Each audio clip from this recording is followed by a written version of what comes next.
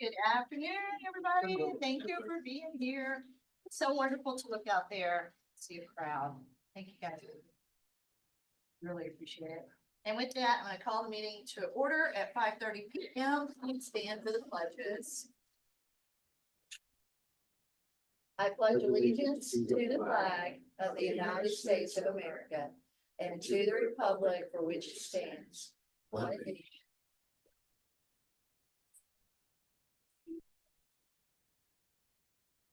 Honor the Texas flag.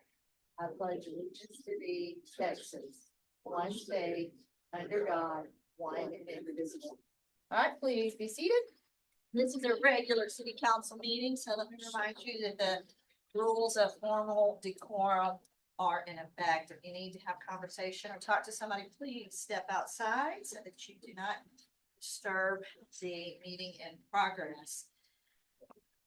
City Secretary, we have a quorum this evening with all council members present. Proof of notice of meeting, please. Thank you, Mayor. Notice of this meeting was posted by 2 p.m. on June 10th, 2026. Okay, wonderful, thank you. If you're here to make a public comment, you should have already filled out a card and turned it in to the city secretary over here. Keep in mind, you'll come to the podium, state your name, your ward. You'll have 3 minutes to speak and council cannot respond to you. City Secretary, do we have any public comments? We don't have. Okay, moving on to public hearings. It's the same format. If you're here to speak on a public hearing, you'll have 3 minutes. You'll come to the podium, state your name and your ward, and keep in mind that council cannot respond to you during this time. City Secretary, we are beginning public hearings at 5:32 p.m. Okay, public hearing A to obtain citizen views and comments regarding the second and final reading of ordinance 2026-06-02 and ordinance amending chapter 23, City Council of the Alpine Code of Ordinance. This is by adding Article 5, petitions, establishing procedures for the submission, receipt, consideration of petitions, distinguishing between petitions authorized by the state law or by city charter and general petitions, amending Article 1 in general, section 23-5, providing for compliance with applicable state law and providing for the following: findings of fact, inclusion in the Code of Ordinances, cumulative severability, proper notice, and meeting and effective date. Is there anyone here to speak on this hearing?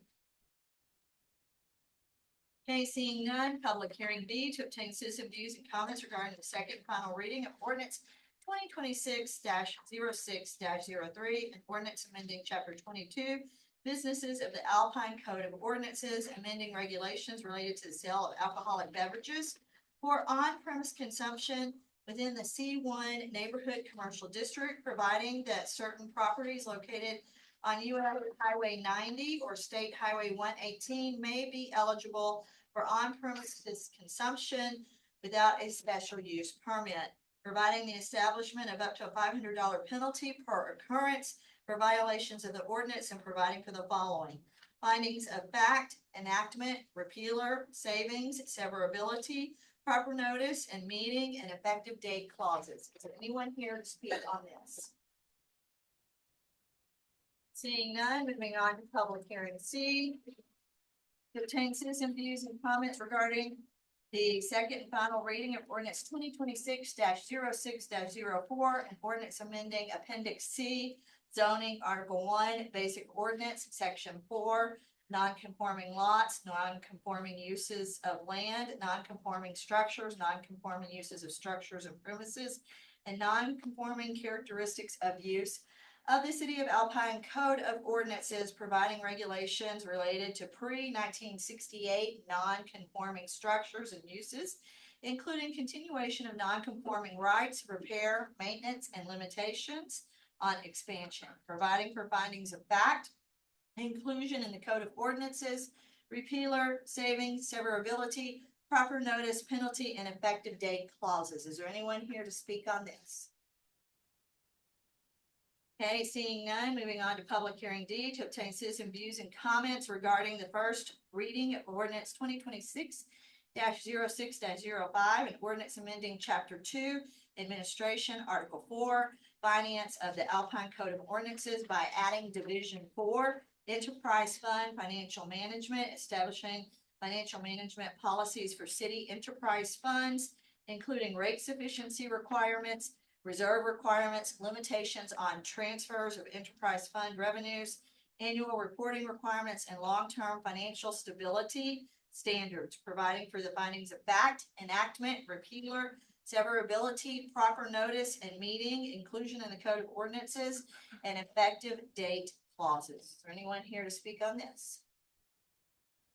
Okay, seeing none, public hearing E, to obtain citizen views and comments regarding the first and final reading of ordinance 2026-06-06, an ordinance amending the City of Alpine fiscal year 2025-2026 budget to appropriate proceeds from the City of Alpine, Texas taxable limited tax notes, providing for the following clauses: findings of fact, cumulative, proper notice, and meeting and effective date. Is there anyone here to speak on this? Okay, seeing none, public hearing F, to obtain citizen views and comments regarding resolution 2026-06-13, a resolution adopting the City of Alpine master fee schedule, establishing appendices A through H, including appendix B, building service fees, relating to the building permit and departmental fees, authorizing the periodic update of fees by resolution, repealing conflicting resolutions, directing implementation, and providing for an effective date. Is there anyone here to speak on this? Seeing none, City Secretary, I close public hearings at 5:36 p.m. Moving on to public presentations. There are no presentations and recognitions. There are no proclamations. Community interest items. City Secretary, 1 minute on the clock for each member, please. Okay, so mayor announcements. Saturday, June 20th, is Make Music Day at 9 a.m. Farmers Market at the Visitor Center. Then at 12 p.m. Cow Dog, at 1 p.m. Granada, 3 p.m. Skeltons, and at 7 p.m. the Ritchie. And on June 27th, we have the Far West Comic Con. On July 2nd through the 19th, Theater of the Big Bend is here once again for their summer programming, and it's Schoolhouse Rock. So that should be a lot of fun. July 3rd is the Smithsonian opening at the Museum of the Big Bend. July 4th, we have our parade and celebrations at the courthouse. July 9th through 10th, the Downtown Regional Roundhouse is occurring. Roundtable, sorry, not Roundhouse. July 2nd, the Alpine Business Coalition will hold their third meeting at 6:30 p.m. in Big Bend Telephones Conference Room. Okay, City Manager, 1 minute on the clock. Mayor, the second RFP for road materials was published this week. Our finance continues the work on the audits. And then we have Juneteenth is a holiday. The offices will be closed to celebrate that the holiday. Okay, great, thank you. 1 minute, Councilmember Stevens. Thanks, Mayor. Just trying to take some notes. A couple things. Wildly successful library fundraiser for Putt-Putt 2 weeks ago. For those who enjoyed it, I thought it turned out really, really nice. I did my town hall meeting last night for Ward 5. Across the board, we continue to have as our top priorities water sufficiency, continue to work on streets, sewer lines, and employee pay and retention. Okay, great. Councilmember Escobedo. Councilmember Lucas. Councilmember Martinez. Councilmember Portillo. No, ma'am. All right. So moving on to changes to posted agenda. Council, are there any items to be continued or withdrawn? I move to continue 11F the next meeting so we can have a workshop in regards to the schedule like we're still have to do. So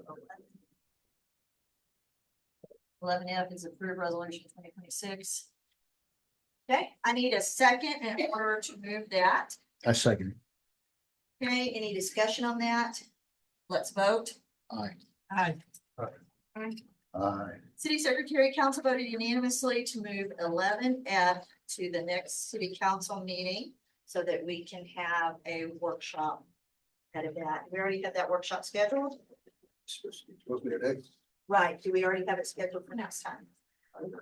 Okay, the next meeting is July 7th, so we need to add the workshop in if we're moving that item there, correct? Correct. Okay. All right, so would you schedule that for us, City Secretary? We'll have a workshop on fee schedules.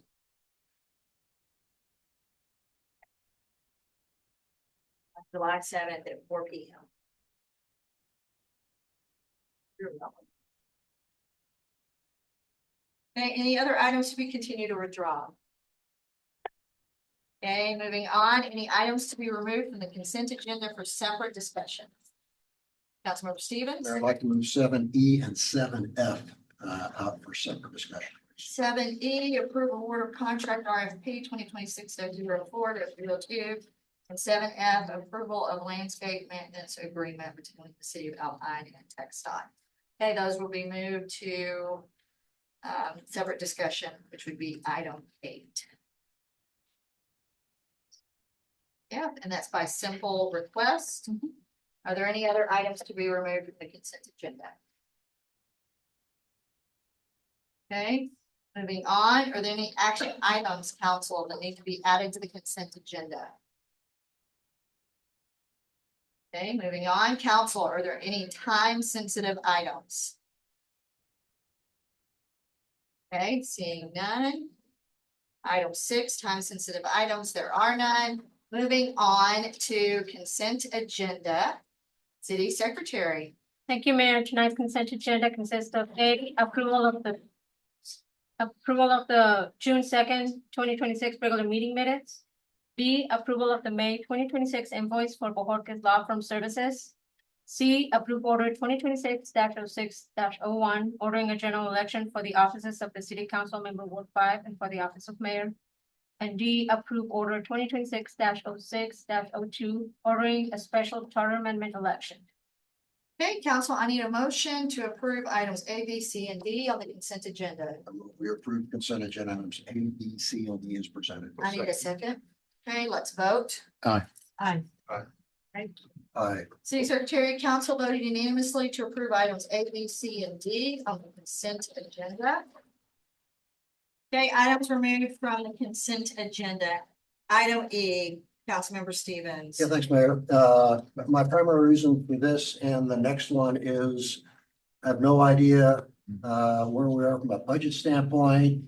And the items that I keep asking for on our page that we say we ought to fill out. So I just want to learn more about this procurement. And the same will be on F, because there's no data other than we looked at where the evaluations is, and I don't know what budgets are, if there's any issues, so I just want to raise the question. So help me out, Henry. So on the fuel for the RFP contract, well, that's the fuel that we sell. Well, I'm very familiar with what it is. I just didn't see any data that we get that I look and say, how much do we have budgeted? How's all that fit in? I keep asking for this on a regular basis. What do we have budgeted? Does it fit? Does it not fit? Are we over? Are we under? So one of the things is we're focused on the audits to get those caught up.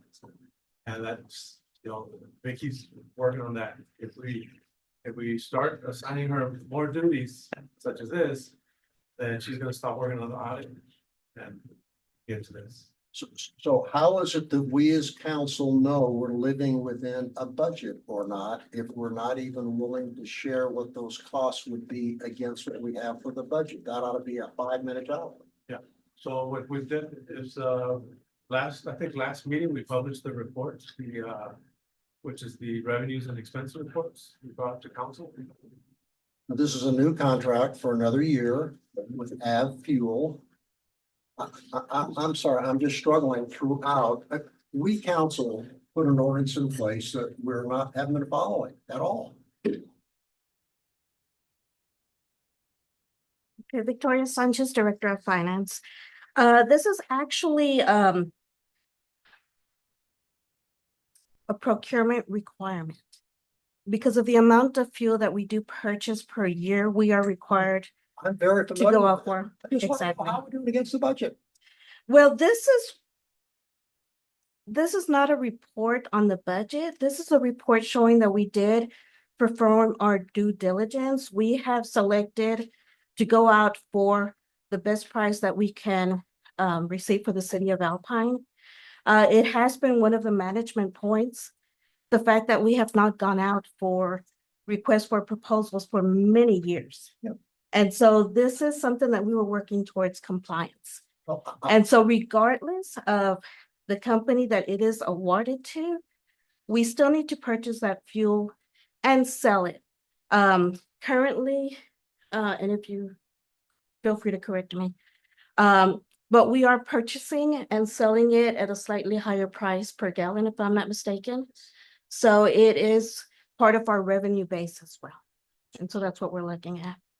I understand all that. I just, how much is the contract valued at? How much do we have in our budget for the current year? That's the simple things I'm asking. So with the RFP, it was not based on how much they would be selling us per year. We did provide more or less an estimate of the fuel that we purchase per year to try and receive the best possible price per gallon. So that's what we were looking at. I guess I'll come back at a future city council, Mhm. just wipe this requirement out because we're not following it at all. It was put in place by previous councils Mhm. to be able to track how we're doing it against a budget. Absolutely, and that is something that we are definitely working on. And we've not done it for, I don't know how long. I give up. Um, I'm done. believe me, Mr. Stevens, with all due respect, there's many times that I wish I could give up as well. We're doing our very best to get us the information that is requested. We have finalized one more audit, and within time, we hope to clean up everything that we have inherited and be able to provide you with the information you are requesting. But we do have limits as well. Thank you. You're welcome. Thank you for not giving up, please. So the council's gonna give up tracking this stuff. So you're asking me to stop No. tracking this. And I hate to say it that bluntly, okay? I talked to Marlene. I spent a fair amount of time on her because I'm a council member she called. I took the time to talk to her. Okay? I don't understand why it's so hard to very simply put, here's the current budget. Okay, and item F, Do we want to take a motion on this, Mayor? yes. Okay, I move we approve item 7E as presented. Okay, I need a second. Second. Vote. Aye. Aye. Aye. Okay, City Secretary Council voted unanimously to approve item E of the consent agenda, approve award of contract for RFP 2026-04-02. Councilmember Stevens, item F. So this, I have no idea, and the reason I raise it, it's not clear, you know, what that item is for the landscape budget. Do we even have a budget for it? No, so this is gonna be paid for by the tech stop. And after so many years, then we will be responsible for maintaining it. But So, they're doing all, they do all the work. okay, it would have been really nice just to put expenditure required, 0. I don't understand why that's so hard. And I think this is a grant that the city received and they're moving on it. And they just wanted to make sure that the city council is okay with the agreement that is in place. Yeah. And that's just the draft agreement. But no cost to the city. Did everybody read the agreement? I went through all the details on it. That's what I kept asking, trying to understand what our cost requirements and obligations are. Couldn't find it anywhere. No, they're constructing the project. Yeah, so it'd been nice if it said 0. I would have said, great, let's move on. Okay, let's take a motion. I move we approve 7F as presented. Second. Vote. Aye. Aye. Aye. City Secretary Council voted unanimously to approve consent agenda item F, approval landscape maintenance agreement between the city of Alpine and TechSci. Okay, moving on, reports and presentations. We have a couple of items that are in information and discussion that should be reports and presentations. The first one is item A, Family Crisis Center of the Big Bend update, city manager. And do we? Yes. Good evening. Thank you for Um, being here. Thank you. I'm Virginia Sandoval. I'm the program director for the Family Crisis Center of the Big Bend. I'm here to present our Q3 report. This includes March, April, and May of this year. Next. A brief overview of who we are. We were founded in 1984, for those of you who don't know. We serve survivors of domestic violence, dating violence, sexual assault, violent crime across 5 counties in rural West Texas. That includes Brewster, Jeff Davis, Presidio, Carroll, and Pecos counties. We are headquartered here in Alpine along with our office and shelter. We also have an office and shelter in Presidio, and we have a satellite office in Terlingua. Now, currently, we have 29 employees across all our offices, agencies, including Trax and our Deja Vu. Excuse me. Some of the services that we provide general advocacy, legal advocacy. We do counseling referrals. We also provide legal aid assistance, transportation and financial assistance. Next. Now, I was having a hard time saying snapshot, so this is a brief overview for this quarter. During this time, we received 47 calls to our hospice line. We served 90 individuals. We provided 14 shelter bed nights, and our volunteers clocked in over 2,200 hours for this time period. Next. Through our shelter and housing services, our shelter is emergency and it's short term. During this time, we sheltered 7 adults along with 7 children for a total of 14 total nights. The average length of stay was 2 nights, and we actually even sheltered one of their pets. So we are one of the few that provide a shelter to people with their pets. That's one of the reasons that people choose not to leave, because of their fur babies. I would choose not to leave because of my fur baby, that's for sure. Housing assistance, 5 families throughout our region received either transitional housing referrals and or financial support to relocate. Through our transportation services, Trax provided trips to medical appointments, court hearings, even to the airport. During this time, we distributed food, clothing, and household supplies to 16 families in need. Next.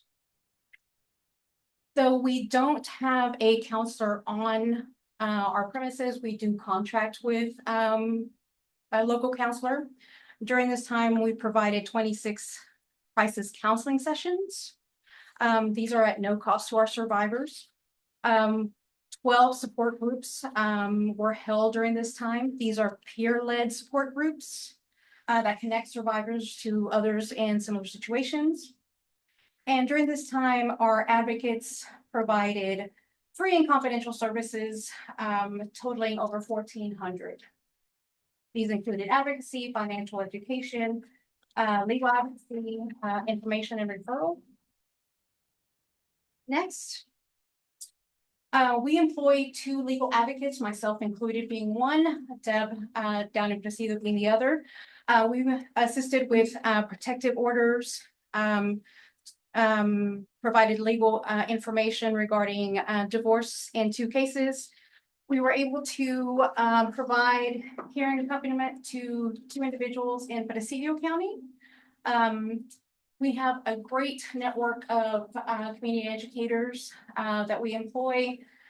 We have outreach office hours in surrounding communities of Marathon, Fort Davis, Marfa, Sanderson, Valentine, and even Candelaria. So we do mobile advocacy. During this time, we also provided 25 community education presentations, which were delivered to the schools, other agencies, other organizations.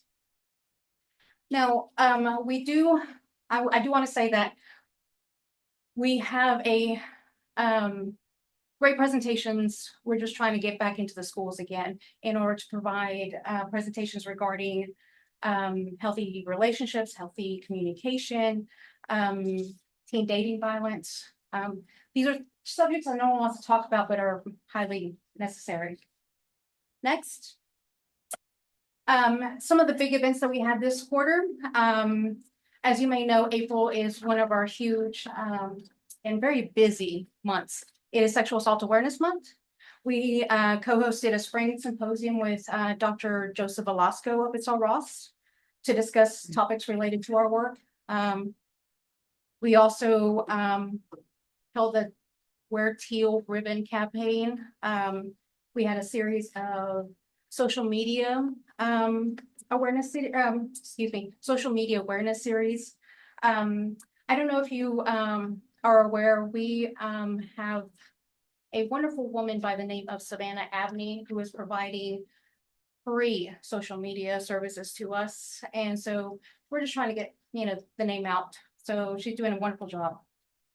We also co-hosted with Sul Ross Counseling our very first 5K run/walk. I hope some of y'all were there, either ran or walked with us, honoring our survivors. In May is Mental Health Awareness Month. We partnered with the hospital and the hospital district to do some events. Now, I will say there is a little typo. I wish we had raised $4,500. It was about $1,500. We did a Mother's Day raffle.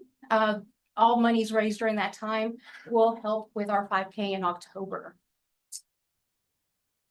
Next, a little plug about who we are, what we look like. This is our victim services. Next, and looking ahead for next quarter, we hope to expand our outreach services to Fort Stockton and those surrounding communities there. We are working on launching a teen dating violence prevention program with the area schools. And we are hosting our very own Domestic Violence Awareness Month 5K in October. So we hope to be able to present on that, and we're so excited about that one. And there's our 24-hour hotline and information about it. So that's who we are. Thank you. Thank you. Council, you have any questions? Councilmember Portillo? Oh, ma'am, thank you. When is that happening? What date in October? I believe we don't have a set date. I know that it will be in the beginning because the M to M is the 24th, I believe. So I think we're going to be doing it either the first or the second Saturday. It'll be a Saturday. They have a 5K in the Catholic Church October 3rd. That's what it was asked. Okay, maybe that's why we're doing it the second then. I knew there was something. I knew it was the first or the second because I know there was another one and we were trying not to step on the toes too of the cross country. Yeah. Councilmember Lucas? Thank you. Escobedo? Thank you very much. Stevens? Thanks for doing what you're doing. That's our job. Thank you so much. Thank you. Thank you. Okay, the other report and presentation, Alpine Country Club update, city manager. So Mayor, I just got notice that Amy White from the country club will not be present. All right, so moving on. Information and discussion items. Okay, information and discussion item C belongs to city manager. See discussion regarding hotel tax, occupancy tax, grant funding recommendation projected. Available funding and city council direction on the overall grant budget for fiscal year 2026-2027. And we have Chris Ruger here. Present on that. Hi, Chris. Hi, thank you. I'm Thank you for being here. Chris Rugia, your Director of Tourism. So ordinarily at this meeting, we would be presenting the recommendations from the Hotel Occupancy Tax Committee with their grant budget, which you have in your packet. The second page of that packet, I'm afraid it's dense with numbers and words. And so I was sad that I gave you such a dense sheet to look over in your packet, but I've got it in slides now, which I would have preferred to send in the packet. But so let's go to the next slide. So historically being the past 5 years or so, these are the two budgets that I have had to deal with. And it's largely the city manager gives me these numbers each fiscal year. And that top one is the grants budget, which I bring to this to the committee. And that's what those recommendations are reflected, that they take the requests and they boil it down to that number. The second one is the general promotions budget, which is pretty much everything else we do in terms of advertising for the city year round. That's not so event based, whereas most of the grants are events and promotions for those. And this has been the steady amount that I've been given by the city manager every year for some time now. So in the next slide. So I approached Henry with this question as we're leading into the hotel occupancy tax committee. How much money in grants can they award? So what's our budget? It's difficult to project what's going to happen of more than a year in advance. So we looked at year-to-date collections of hotel occupancy tax for this year compared to last year. And so it was just a number we could use to base it on. We saw an 8% decrease from start of the fiscal year to March 30th, this fiscal year to last. And so Henry suggested, well, let's reduce that 400,000, 8% to 368,000. And that's the recommendation spreadsheet that you're seeing in your packet. So then the next slide. What we found, our next step was to Heather and I to meet with Vicky and Henry to look at the budget overall to see what other kind of city projects do we want to consider. And when we looked at the overall budget, we found that over the last, I'd say 3 years since our high point of hotel occupancy tax collections during COVID, right after COVID, we had our highest year. The overall budget has kind of stayed at that level while our collections have dropped. And so just looking at our revenue from the last fiscal year was 731,000, which is a respectable amount, but our budget for this year is 821,000, well over what we would expect to bring in. And so then on the next slide, I went over the reasons. The reasons for this budgeting. Now, one, there is a budgeted fund balance infusion that is represented as part of that 821,000. But as you know, the finance department previous to Vicky had a lot of turnover and disruption. We had a lot of times where our city manager was doing that job as well. So I think that the hotel tax budget was kind of considered not a problem area and wasn't given the updates and attention that it probably should have. On my case, I've really been watching those two budgets I was given, and I could have done a better job at looking at the global picture, and I haven't. But I just wanted to give you those reasons for why that's the case. So on the next one, what we're looking at right now is when we looked at the overall hotel tax budget for next fiscal year, looking at the macroeconomic headwinds, the fact that we still expect to have a percentage of our hotel room inventory occupied without taxation by military personnel, we looked at a 10% decrease as just a conservative, trying to make sure that we're not spending more than we're going to bring in. That number is $658,000.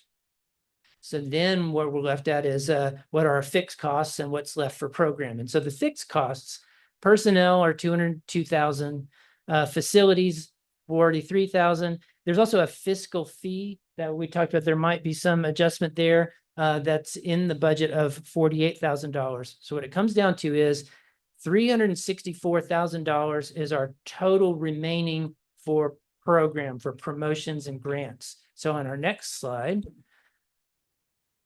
we look at that number against this year's grant budget, let's say it was tentative, obviously, that the committee reviewed the applications against and brought your recommendations that you were in the packet. That's for $368,000. Our usual overall promotions budget is $150,000, which brings us to an overage of $153,000. And so next is where we get to my question for your guidance. So on the next slide, thank you very much. The first audit was finished, and that gave us our first solid glimpse at the actual fund balance for hotel tax. It's tentative there because the second audit's not done, but it's a less complicated fund than many of the others that you're still really want the fund balances on. But thankfully, So after every expenditure that we know about that's to come from the fund balance, and that includes the real estate purchase, there was some overage from the 2024-25 fiscal year and a budgeted transfer from this fiscal year, which represented that 821. So after all those things, we believe there's about $460,000 in the fund balance. And so yeah, we have a number. And the question for you all is how for this year and then going forward, do we want to handle that fund balance in a strategic way? Right now, we're looking at a solid recommendation from the grants committee, which can be revisited. I was assuming when we saw that number, that 153,000, well, we would just cut it and we'd balance the budget, and I'll have a lot less to work with to advertise Alpine, and the grants events will have a lot less to work with for those grants. You guys can decide to move some of that fund balance towards this year, and try and advertise more in a year when things are down, which I think is generally sound business practice. But it's a decision that really is for you all to make, because that fund balance is yours to administer. So, so we have, if we wanted to quote unquote fully fund the promotions and grants, we would take 153,000 out of that fund balance, leaving around 300,000 for other things for future years. That's one approach. Or you could decide you want to just balance that budget and cut it to the bone and do our best with that money. They're all reasonable choices, but they're your choices to make. So I'm happy to take any questions or discuss further as you wish. So Chris, on the spreadsheet that you gave us for the hot grant requests, Yes. all of the ones that are listed as new, or are y'all thinking of not funding them? Oh, no, that just shows that they didn't have previous funding. So those last two columns were a picture of what happened last year. Okay. And so that's why there's no number there. The total, that is the column, that's the recommended funding for those. So yeah, most of them were recommended for funding, though not all. Councilmember Fortillo, No, ma'am. when do you need that decision from council on how they would like to? That's a great question. The sooner the better, because if we need to adjust this recommendation to a new budget target, I'm going to need to reconvene the committee. And then we'll need to, post the meeting, have the meeting, bring that back to you for a vote during the budget process. And so I don't know what's realistic for that time frame, but that's our window. It's just because this needs to be, the grants budget is part of your budget for the fiscal year. So as long as we finish the process by the time fiscal year ends, that'll work. So council can put it on a future agenda so they have time to think about it and mull it over. I would think so. But yes, the sooner the better, but obviously it takes the time it takes for you guys to make the solid decision. Councilmember Martinez. Thank you, Mayor. What would be your recommendations? Do we need more promotions? So. Well, the easiest answer for me and the committee is we go ahead and essentially subsidize this year out of fund balance and take a hard look at next fiscal year. That's the easiest answer. I would recommend trying to keep the general promotions budget as strong as possible, so that, but at the same time, necessity breeds innovation. If I have less money, I'm going to be sending a lot more press releases. Maybe I'll, that fire under the seat will yield some results. Who knows? But I would generally recommend to try and keep that number strong so that we can actively promote, and then realize that most of the grants are also advertising based. So I would recommend some. And as you're thinking about it, that Now, is that fund balance, that's separate from contingency and reserve, or is that? It's everything. Okay, so that's another number that when you finish that next audit, we'll want to bring to council. And then I wonder, is there any chance by next council meeting? Okay, I didn't expect it. We're always worth asking. It would be a strong number according to you.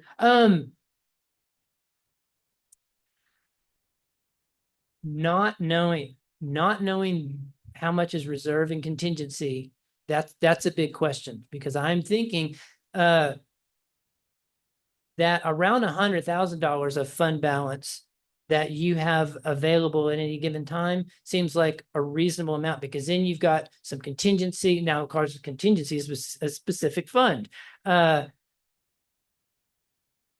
But I would suggest strategically spending down that fund balance till you're about that, because holding that fund of funds aren't useful. Particularly, it's not intended as a savings account particularly, but it can be used that way depending on, since you guys are the legal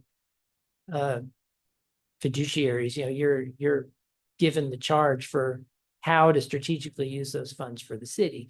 But my thinking has been all along that once we know exactly what we've got, our reserve, got our contingency fund, which is stipulated by resolution somewhere in the distant past, but hopefully that will be determined. You've got those amounts, and then you've got some, but not a ridiculous amount of fund balance. That's my thought process, but hard numbers, I don't really. Only figures are always good because Yeah. you are the expertise. Well, thank you. My suggestion would be maybe to think around 100,000 to total, and then we would work out a reduced grant budget and a reduced promotions budget, somewhat reduced, but not cut back so much. And then next year we would come into the grant application process with that projection solid in mind, and the committee would have a much cleaner idea. And we can also communicate to the people applying for the grants realistic expectations, because I'm learning that we've given them an unrealistic expectation of the funds available to them. And so they need to know this is a lot more competitive of a application process than they thought it was, and than it has been in the past. Yeah. Councilmember Lucas. Councilmember Escobedo. Councilmember Stevens. No, thanks, Mayor. So as you all may recall, I'm the one who sits on that committee. At all the meetings, they spent a fair amount of time at the first meeting. And to your question, Mayor, about why new was listed, they literally went through and evaluated all the new applications first to kind of get a sense about what those look like, because that's all about how do you create new opportunities for Alpine. Then they worked through the rest of them. They, in my mind, did a really good paring down job from a scoring standpoint, and then sort of through what's the recommendation. I have two questions, Chris, and then I have a thought about how to go forward. First question is, what is the fiscal fee? I don't understand what that is. I don't either. I wonder if you know what it is. It's an administrative fee that is charged to your enterprise funds and to your hotel. And how is that set? Previous city manager had a calculation, and what she did was she would determine the percentage of time that was spent within the city manager's time, the financial office, towards contributing or accounting for the hot program. Okay, And so a percentage of that was applied, okay, and it was approved by city council as well. And as I recall, I believe there's a 7% administrative kind of carve out in the law. And I believe that's what that's That's what that represented. is. Yeah. Okay, so that's helpful. Thank you. Second is, the Army isn't going away anywhere anytime soon. Okay, so based upon what we know now, at what point do you think we might have a projection about what the next 2 to 3 years might look like for income for our hot funds? And the reason I ask that, if we think about strategically allocating our hot fund fund balance, reserve, whatever you want to call it. And if you're going to go down to say, hey, $100,000 is a reasonable amount to have a fund balance to be able to manage any exogenous event that will occur outside normal tourism. That says you'd have, okay, roughly $300,000, maybe a little over 300,000 that potentially you could allocate that out. If we council had a sense about, what we think it's going to look like while the Army's here for the next 2.5 years or so, then council could probably make an informed decision back to your recommendation that says, probably $100,000 to fund for this year. That would leave you 260 plus 100,000 contingency. That would buy enough time, allow council to give you some guidance going forward and allow you to go work it and come back with a recommendation for the budget. So my recommendation would be, we ought to say, hey, Chris, go get it down, add $100,000 to where you're at. And from a budget standpoint, now you got 260 for the next 2 years to work. That'll buy you time to go work. That would be my plan. Does that sound like a reasonable approach? It definitely does. And I think that the end of this fiscal year, when we see the collections for this fiscal year, this would be our first complete year where the military was here. So last year we expected a decrease and it was within $1,000. It was almost flat. When I listened to the discussions within the travel industry, what I'm hearing are two things. One, all of the negative large economic questions. So there's all these headwinds, and then there's an ongoing survey that I kind of follow, and it's showing that while all these things are true, consumers are prioritizing travel as much as they have ever. They're making budgeting decisions to prioritize that spending. So while there are definitely people who are not making trips due to gas prices, due to plane costs, flight costs, that is absolutely happening. People are kind of making the decision to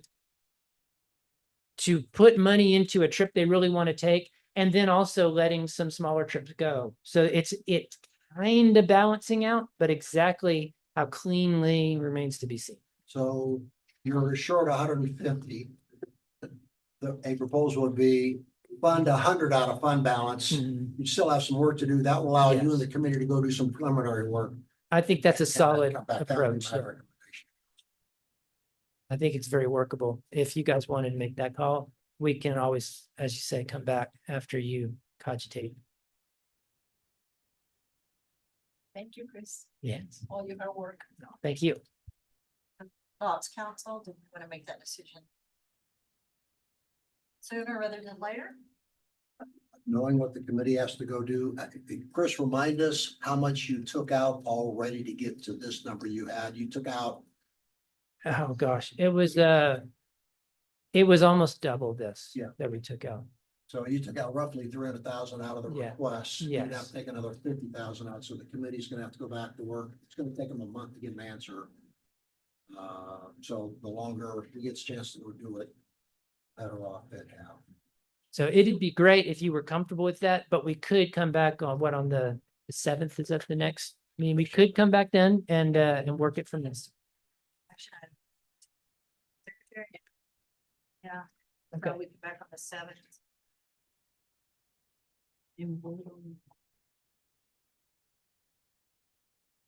That sound good, council? Okay, would you add that as an action item, please? You city secretary. Thank you, you. Chris. Thank you. Appreciate you. All right, moving on to information and discussion item. 2D.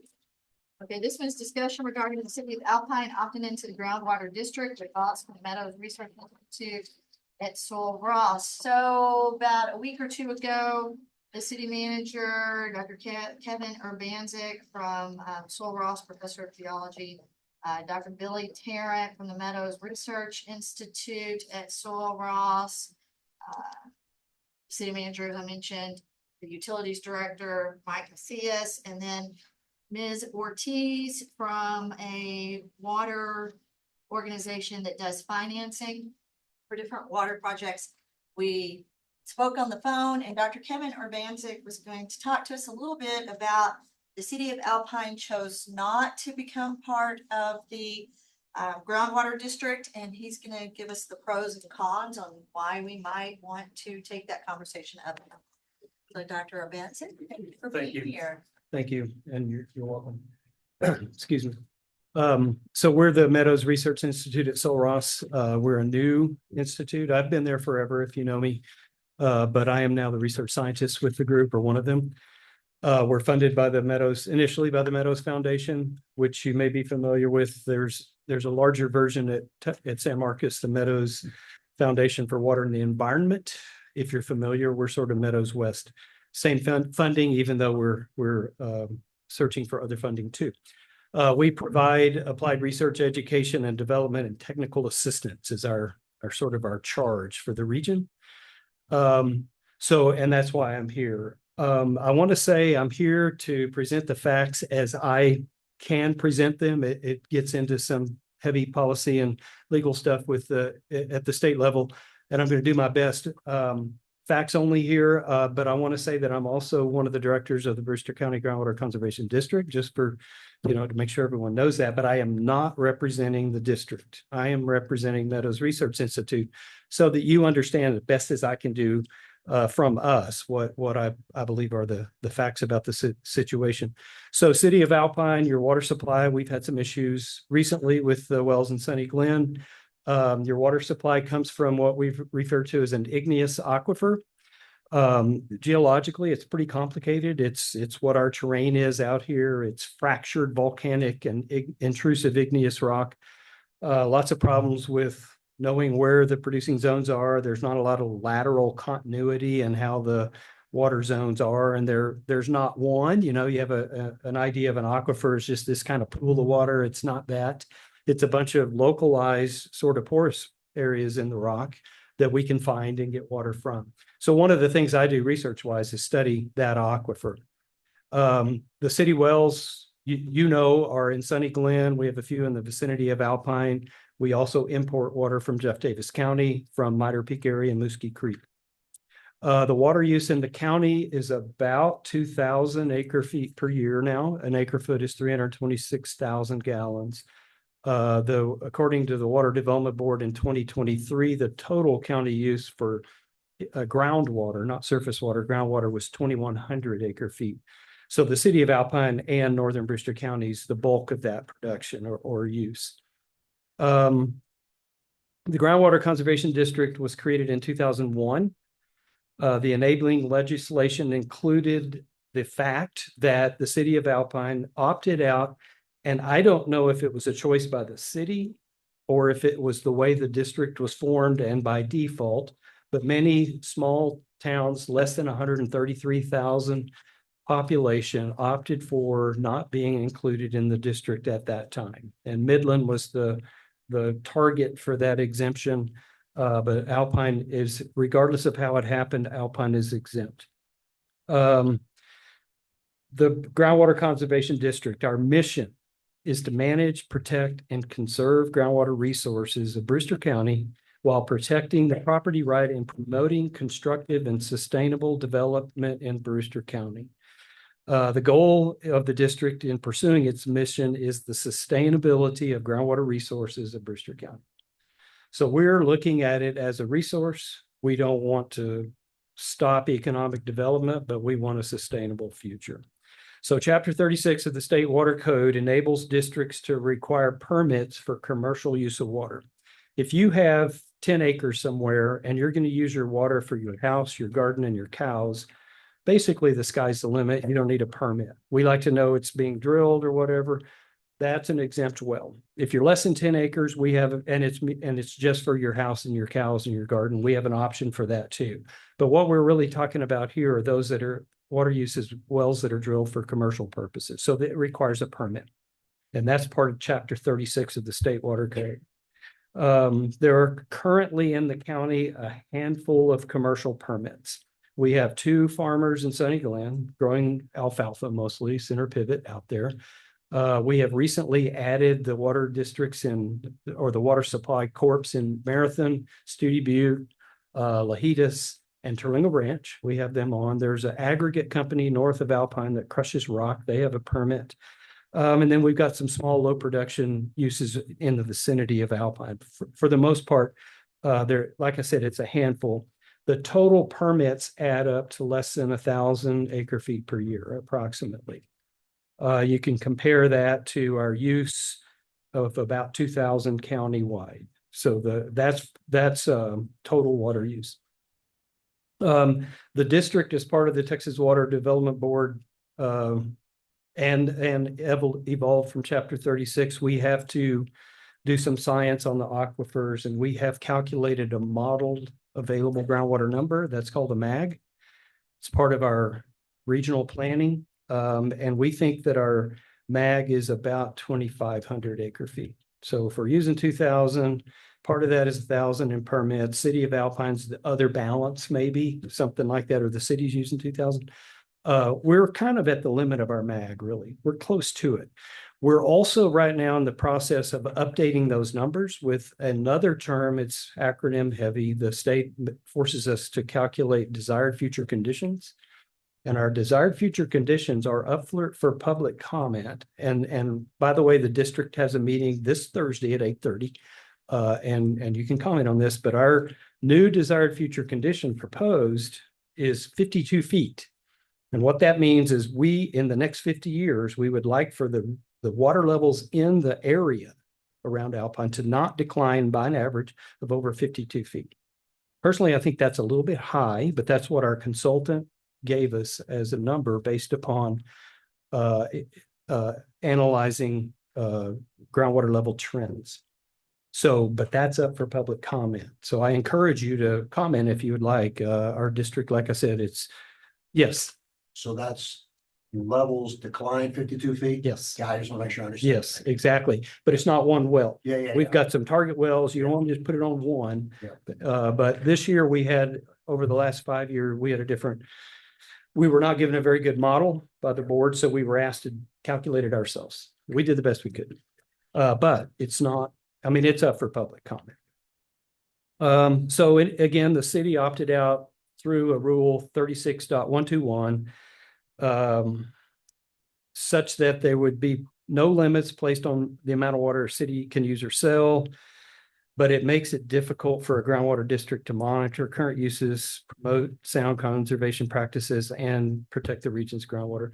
I think that we're all maybe in agreement that you would share your production numbers. You have to share them with the state anyway, but Alpine not being in the district, we collect data on water levels and track it, but the biggest user is not in the district, and Alpine's the biggest user in the county by far. So the scenario that you might want to think that, this is sort of the fact here. Say the data center, or if you remember a couple of years ago, there was a hydroelectric power proposal, say something like that comes in. We would have a hard time denying a production permit for somebody who wanted to drill out there in Sunny Glen. They would go through the process. We have a DFC, we have a MAG. We think there's some balance under the MAG. We would have a really hard time saying no to a company that wanted to come in and get a permit. We don't we do have to promote the sustainability of the aquifer resource, but also the economic considerations of the county and the city. So we would have a hard time. So the thing is if the city were in the district and then we gave a permit to somebody, we could specify that, say they're going to drill a well over here and city wells here. We're going to require a monitor well right in between. Maybe even require some science to understand that resource better to make sure it's not going to impact the city's water supply. We can't do that if the city's not in the district. So that's that's why you might want to think about it. Really, it's that protection and being part of the fold as we promote our, sustainable groundwater future.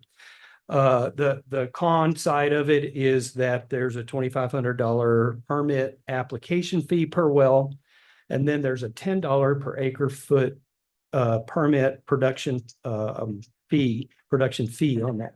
I did the math on that. It would be $20,000 a year roughly based on your $2,000 acre feet use now. So those are the numbers. The district, again, I'm not speaking for the district, but the district might waive some of that. I don't know. That's something up to them. But what we would like at the district level, I'm not going to say we, because again, I'm not representing the district. But having the biggest user in the county in the district, to me, would be a kind of a win-win. So, yeah, and recently there around the state, there's been a lot of exploitation of groundwater resources for export. And my understanding is that there are numerous other cities that are thinking about trying to figure out how they can get into a district, because we provide that protection. Marfa and Presidio within the last 5 years have joined the Presidio County Underground Water Conservation District. I believe Fort Davis is. I think Alpine's the only one regionally out here in the Trans-Pecos that is not in a district. So, you know, that's it. You know, I don't want to misrepresent the district. Joan Johnson is our chair.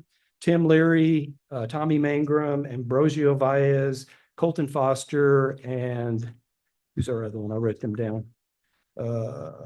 Rush Warren from South Brewster County are the other directors, if you know any of them. And again, we're having that meeting Thursday at 8:30. Primarily this week, the interest is whether you like or want to comment on those DFCs, but also you might comment on whether the district would be interested in speaking with the city about whether the city would want to be part of this. Thank you. Councilmember Stevens?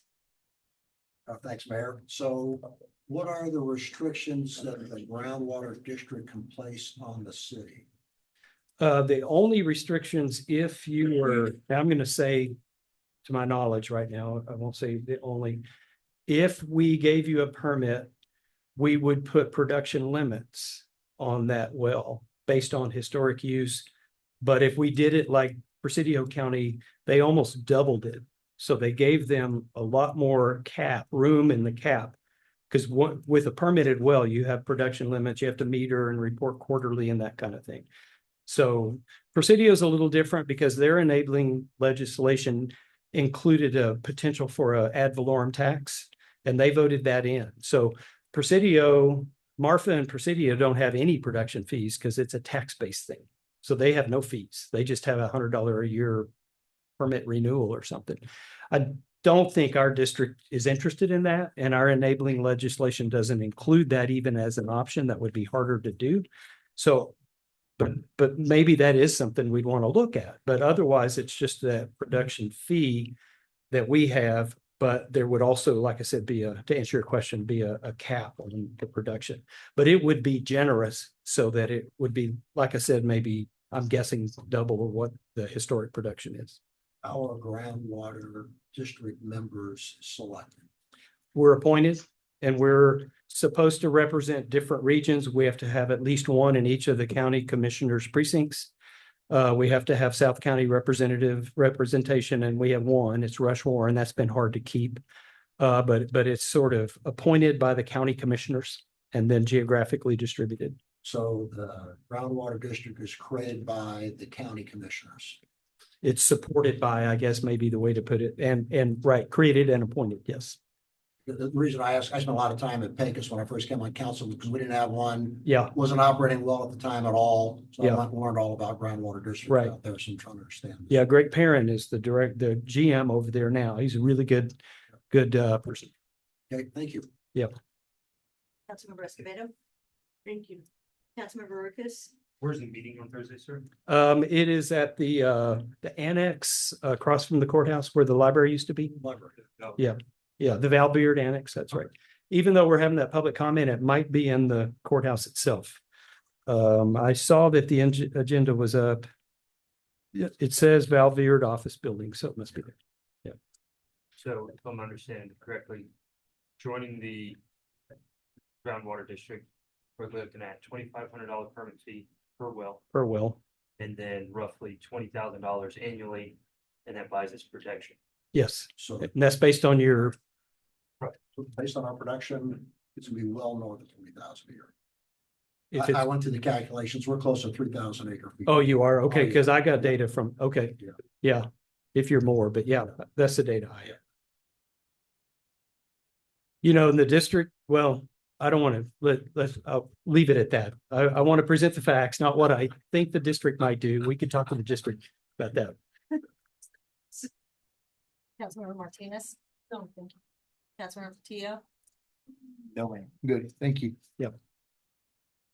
So if council expresses interest in bringing this item back up again, just reach out to city secretary. Thank you so welcome. much. Thank We you. really appreciate you being here. Yeah. Taking the time to put all that together. Yeah. Thank you so much. You're welcome. And glad you all are funded with Meadows. Yeah. Yeah, I mean, because I'm on the, we're managing your money to make sure you got the money to go do it on the foundation side. Oh, yeah. Yeah. Well, thank you. Yes. How many council members would be interested? Because you don't What time is want it? 8:30 a.m. 8:30. I will not be on my, I have a conflict. Okay.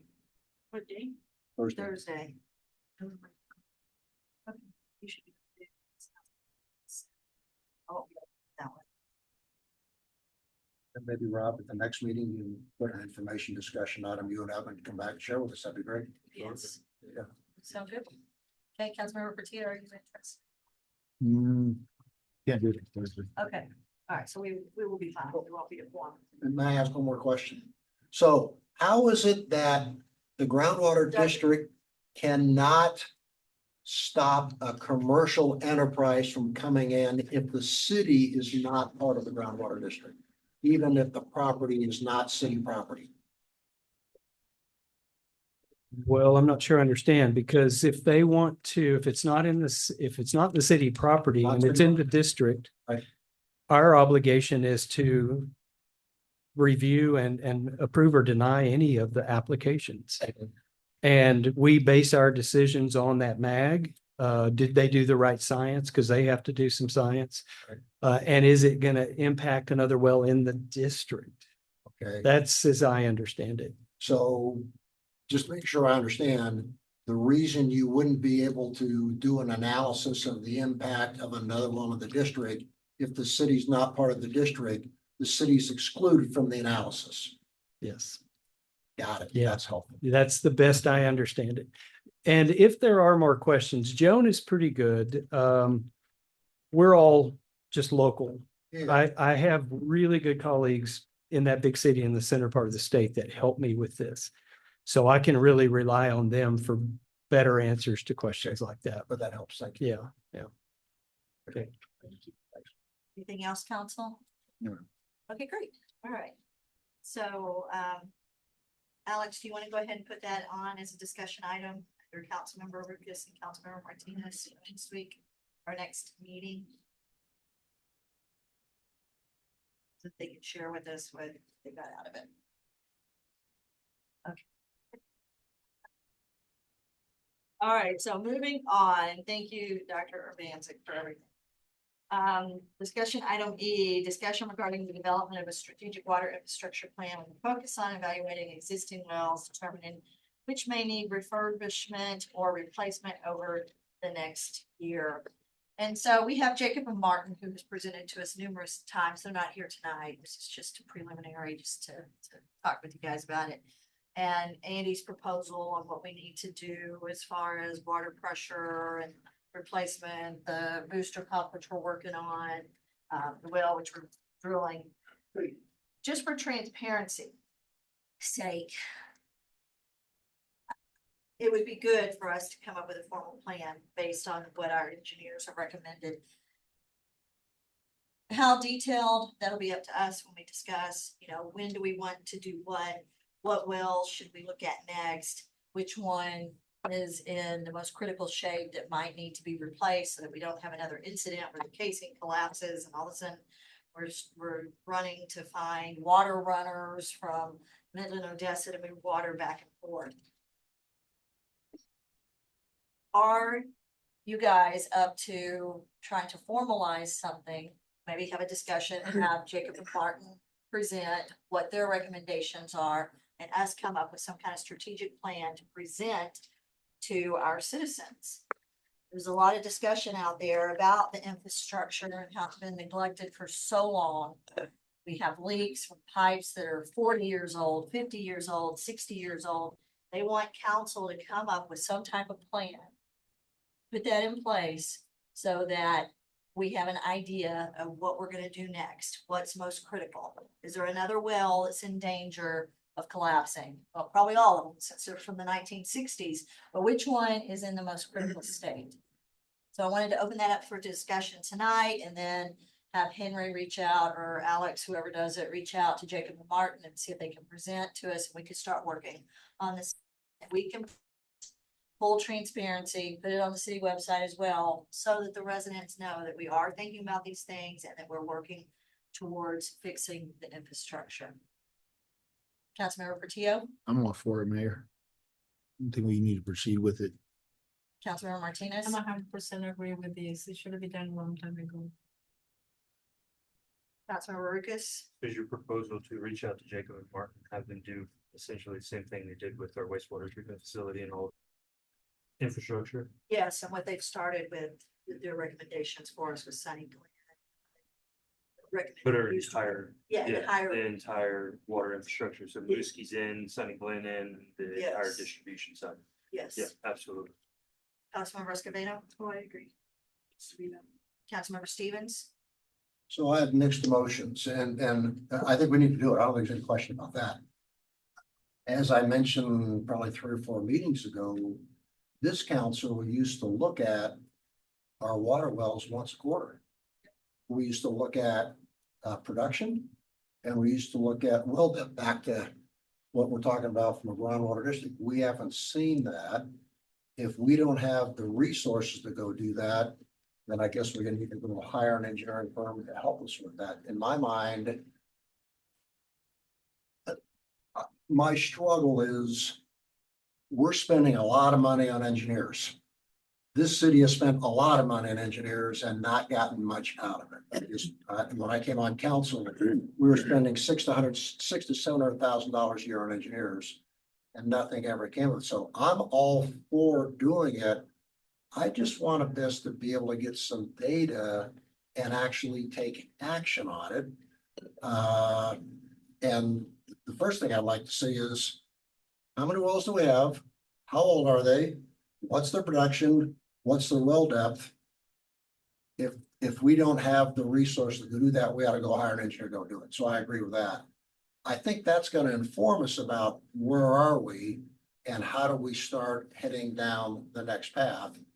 And then before we light up an engineering company about, well, it's going to cost us, really like to see what the proposal is going to look like.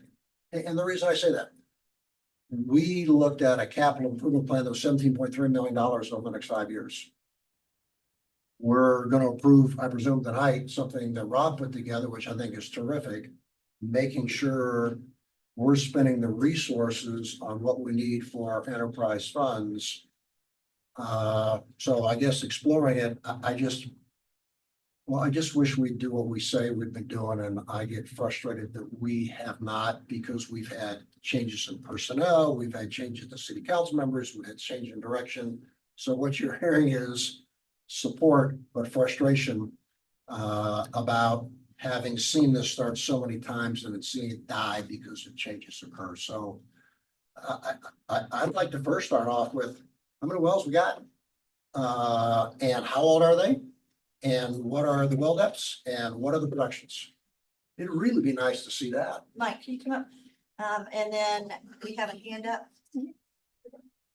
Rebecca Manriquez Fuentes. Okay, and Rebecca, remind me who you're with? With Communities Unlimited, I did your rate study. Okay, Yes. So I have some ideas. Mr. Stevens, I agree that it's very costly to get all that information from engineering and stuff. But maybe just getting our and I say our because I feel I'm involved, but getting the water operators, water directors, they're gonna know the cost. They're gonna know what it entails. They're gonna know what the pumps cost. They're gonna know all of that stuff. But what I'm getting at is I can certainly help do like a community meeting and try to get that input that you want. I can get it going for you. Like if you want me to streamline it for you and kind of lead it. I can do a couple of those until we kind of have the community to where they're comfortable with the any type of capital improvement plan that they see, okay, this makes sense of going with this project or this pump or these lines being uh, um, redone or whatever it can take. So I just wanted to offer my services. Again, these services are at no cost to you. So just have that in the back of your mind that not everything has to be done through the engineering, and I can do much of the legwork for you. I can bring a couple of my team members maybe to help out as well. Okay. So I just wanted to throw that out there. Thank you, and I like that, no cost to us. Yeah, Yes, so ma'am. what I'm referring to is I know that Andy with Jacob Martin has already done a lot of and given us guidance. I don't necessarily mean that you go out and hire them to do this major study, because I know that Mike knows a lot of this information too, and can probably help direct us to which wells are dropping in production. And I'm sure you can give us all the information that Councilmember Stevens is wanting, correct? Yes, Mike Macias, Utilities Director, Water Department. You're right with that, Councilman Stevens. I don't have the information with me right offhand, but definitely it's something we can prioritize. I think it's really important and crucial for you guys to know that information. So I think moving forward, we can get you that information. Can we put it on the next agenda? Yes. I mean, it'd be nice, Mike, just pull together, because you guys, how often are you all looking at well depths? I see you guys at the wells all the time. Once a month, or the 1st and 15th, I think, of every Yeah, month. I know. So we have the information. We just got to pull it together and then present it to you That'd be guys. great. We put that on the agenda next month. That would be wonderful. Yeah.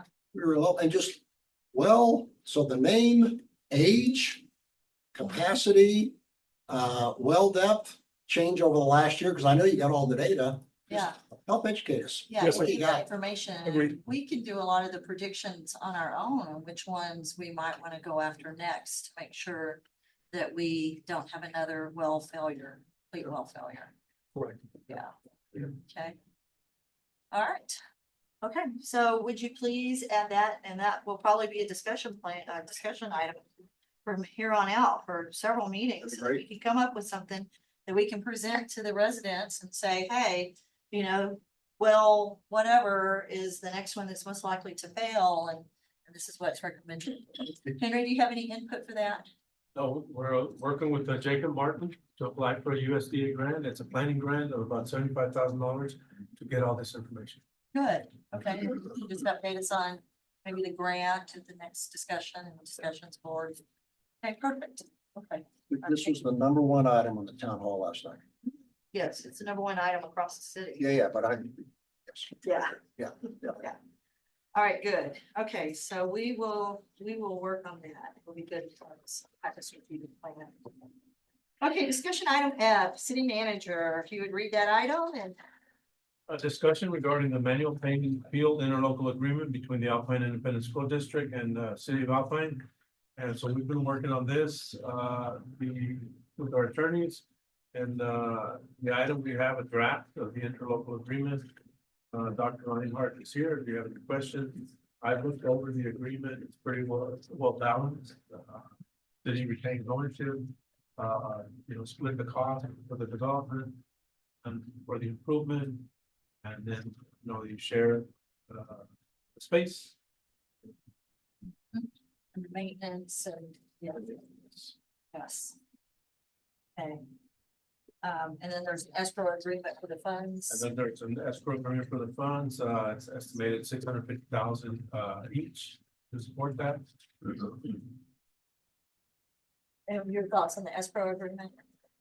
It's good, it's that way there's no problem, getting the money, you put it in the escrow agreement, and once the project details are ready and the construction is ready, then just dip into that escrow and make payments. All right, Councilmember Lucas? Let's figure it out where we get funds from. So when we borrowed the $920,000, that was, council has allocated about $300,000 for the pool. The financing was delayed about a month, but then we got the financing. So now with the financing, we paid for the pool, put that money that was allocated back into the investments that we had. So half of that is already set aside. I don't know if you recall that item. That's Okay. what, 325,000 Yes. set aside? Yes, correct. Okay, so now, if you look at your audit report, well, once we go over it, you're gonna see that you have over $4 million there in general fund that are unobligated. So there's some. The other part there. Councilmember Escobedo? I mean, if you got that settled, I don't see that we have to go with the discussing. Oh, I don't think, yeah, Over a year. Councilmember Martinez? yeah, that was my same question already. We went through all this and we agreed and the specifications, they are very clear what the city is responsible for, and we agree on this. Councilmember Stevens? Yeah, thanks, Mayor. So I do read the 16 pages in detail. I do have a couple questions to try and understand. Conceptually, we, the city, are agreeing to have the school district take over Manuel Payne Field in its entirety. That's essentially what the agreement says. And they're gonna run it for the next 20 years. Am I missing something there? Well, they'll be able to utilize it. No, it says they will schedule and everything. So that's why I'm just trying to make sure there's clarity. Because I've seen agreements like this put in place before and they kind of blow up. And I want to make sure we don't blow up. So I'm just trying to make sure I get it. Go ahead and introduce yourself. Sure. Dr. Michelle Reinhardt, Superintendent of Alpine ISD. Appreciate the question. Yeah, so the way the agreement is worded, the district has sole scheduling authority over the field. And there are other components written in, as we've kind of discussed in previous meetings, about the district will make the field available to different community groups, youth softball, et cetera. We've talked in previous meetings as well about, instead of the city coordinating all scheduling, that will be run through the district. And there are expectations in here that will be made available. So it will not be a closed to the public facility under district leadership. Okay. There's a page here. It says the city shall maintain and repair everything in a reasonable time. Mm-hmm. But if we're funding this and you're managing, it says the city's got to maintain and repair it. So I'm trying to understand what that's about. What that looks like. And you'll notice, I think this is number 22, if we're looking at the same 21. 21 and 22. So yes, sir. So the highlighted parts too are the parts that we feel like we needed to kind of make sure level set on, make any changes to, et cetera. One of the parts later talks about things like electrical systems, the restrooms, et cetera, that those would remain under city maintenance. But for like the bleachers, the field conditions themselves, the district would like to do the maintenance on that. So I'm happy to have our attorneys flesh that out further, kind of get to a point where y'all are comfortable with that language. Okay, yeah. So 32. So we provide all utilities. It is, but this is another one that's highlighted for a reason. Yeah. No, these are good. And these are highlighted because these are parts that we still need to kind of work out. Are that the district will reimburse. We could reimburse for utilities if it's separately metered. We don't know if that's the case or not. So that's something we need to look into. Otherwise, we just need to kind of decide who is going to take those costs on. My presumption is we'll pay, if we're paying for it, we continue to pay for it. I'm not fussed, I'm just trying to understand. Right, What right. the game plan is. Right. And that's why that one was set up that way with that percentage part. Because our attorneys were like, do you think they're separately metered? I'm like, I'd be surprised. yes, yeah.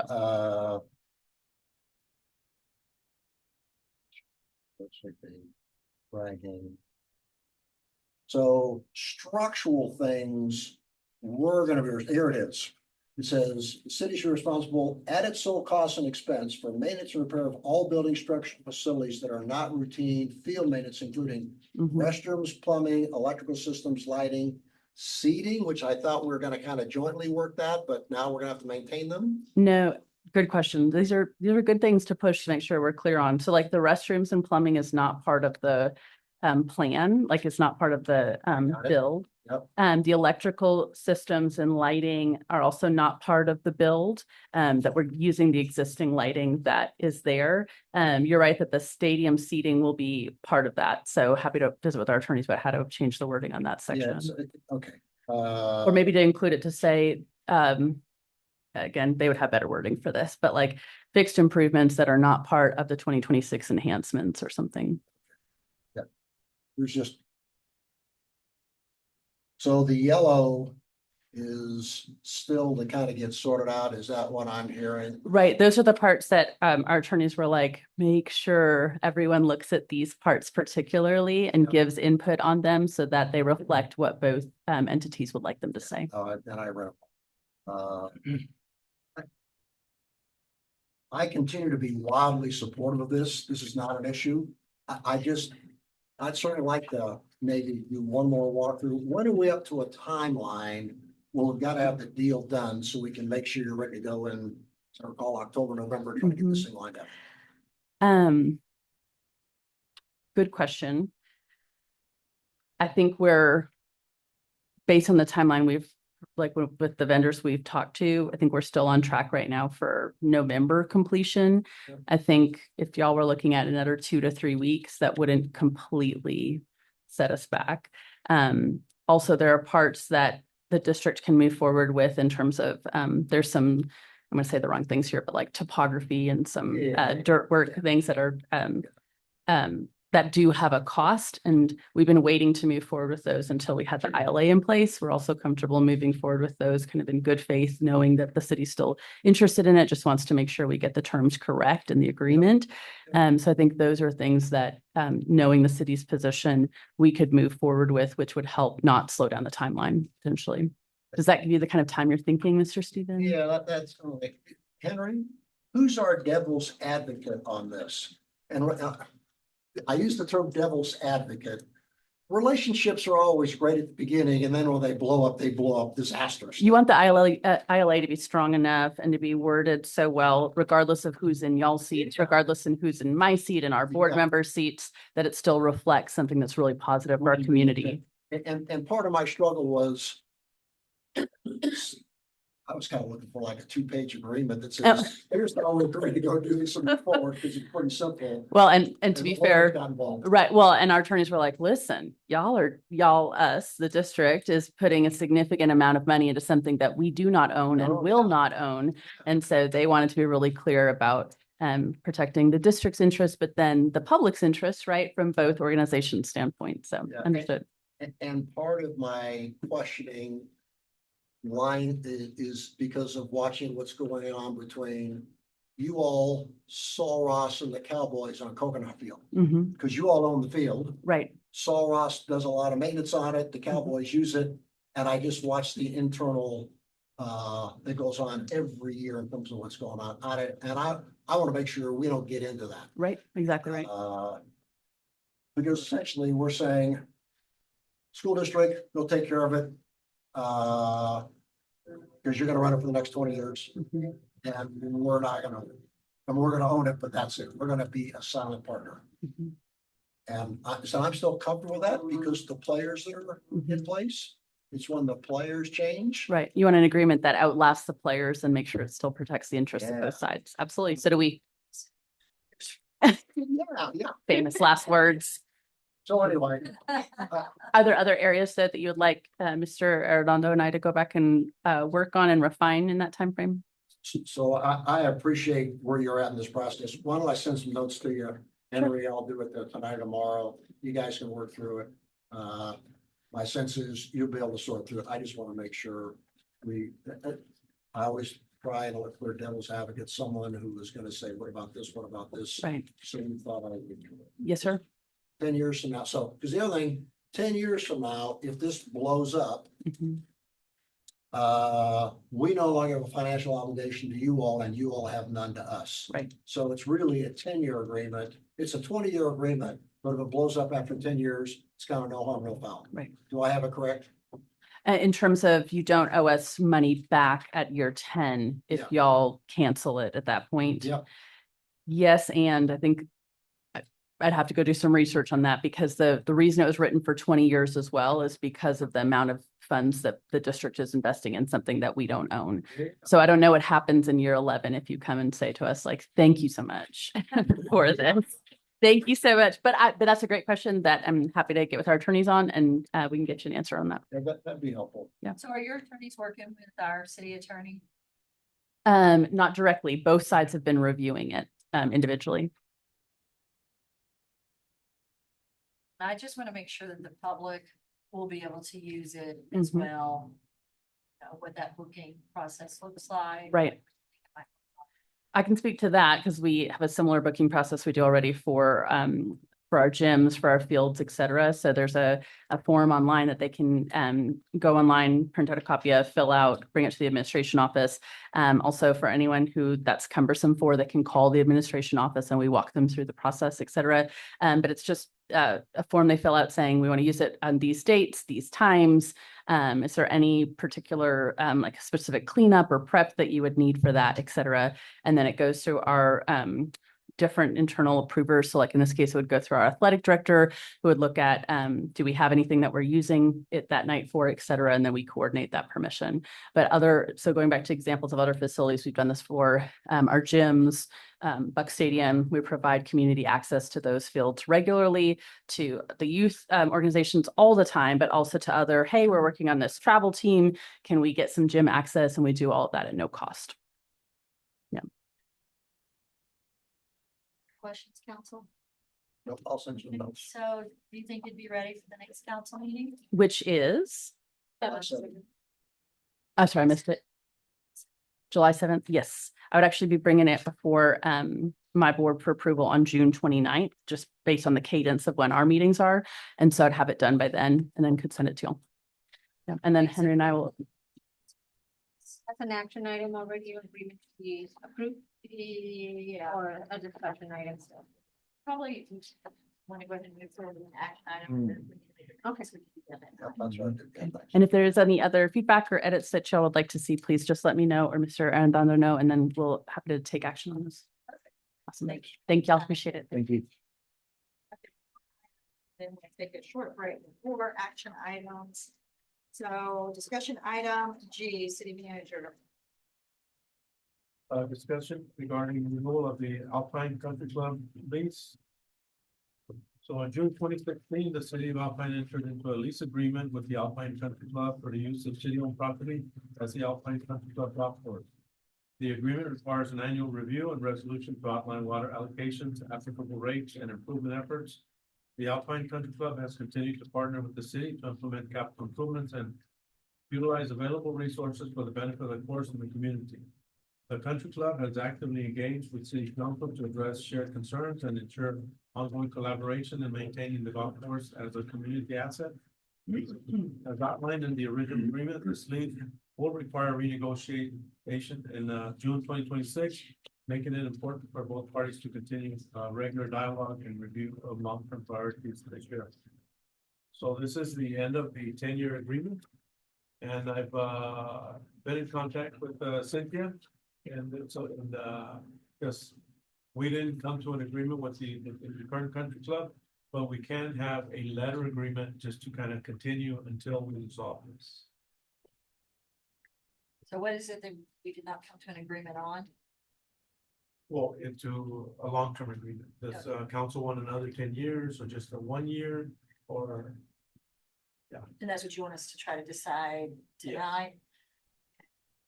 Well, tonight, what we can do is, on the advice of our attorneys, is we can approve a letter agreement, kind of just to continue going until we reach a final Contract. or agreement. Okay.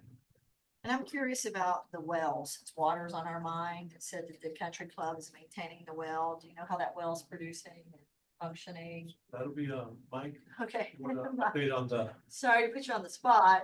I don't know if you have that information just in your head. But they're Do I need maintaining. to say who I am again, or just, is that okay? Mike Say- Macias, do I need to, every time I come up, I gotta, Mike Macias, Utilities Director. Sorry. No worries, no worries. Okay, so I'm just curious because on page 222 of 297, Item 1, under section 4 says they will pay water fees according to the rates, blah, blah. Alpine Country Club shall maintain the well pump and all operating costs associated with the operation of the well located at the corner of Fighting Buck Avenue and Brown Street. The city can reclaim the use of the well with 72 hours notice to address water shortages. So I'm just wanting to know what the status of that well is. Have they been maintaining it? Is it something that we could use if we needed in an That's- emergency? Funny you say that. We had a meeting, when was it? 3 weeks ago, maybe a month ago, and we looked at that well. It was pretty clean, but it wasn't going. I mean, we turned it on, and there was hardly anything coming out of it. So I'm pretty sure we can't utilize it if we needed to. It's not pumping hardly anything.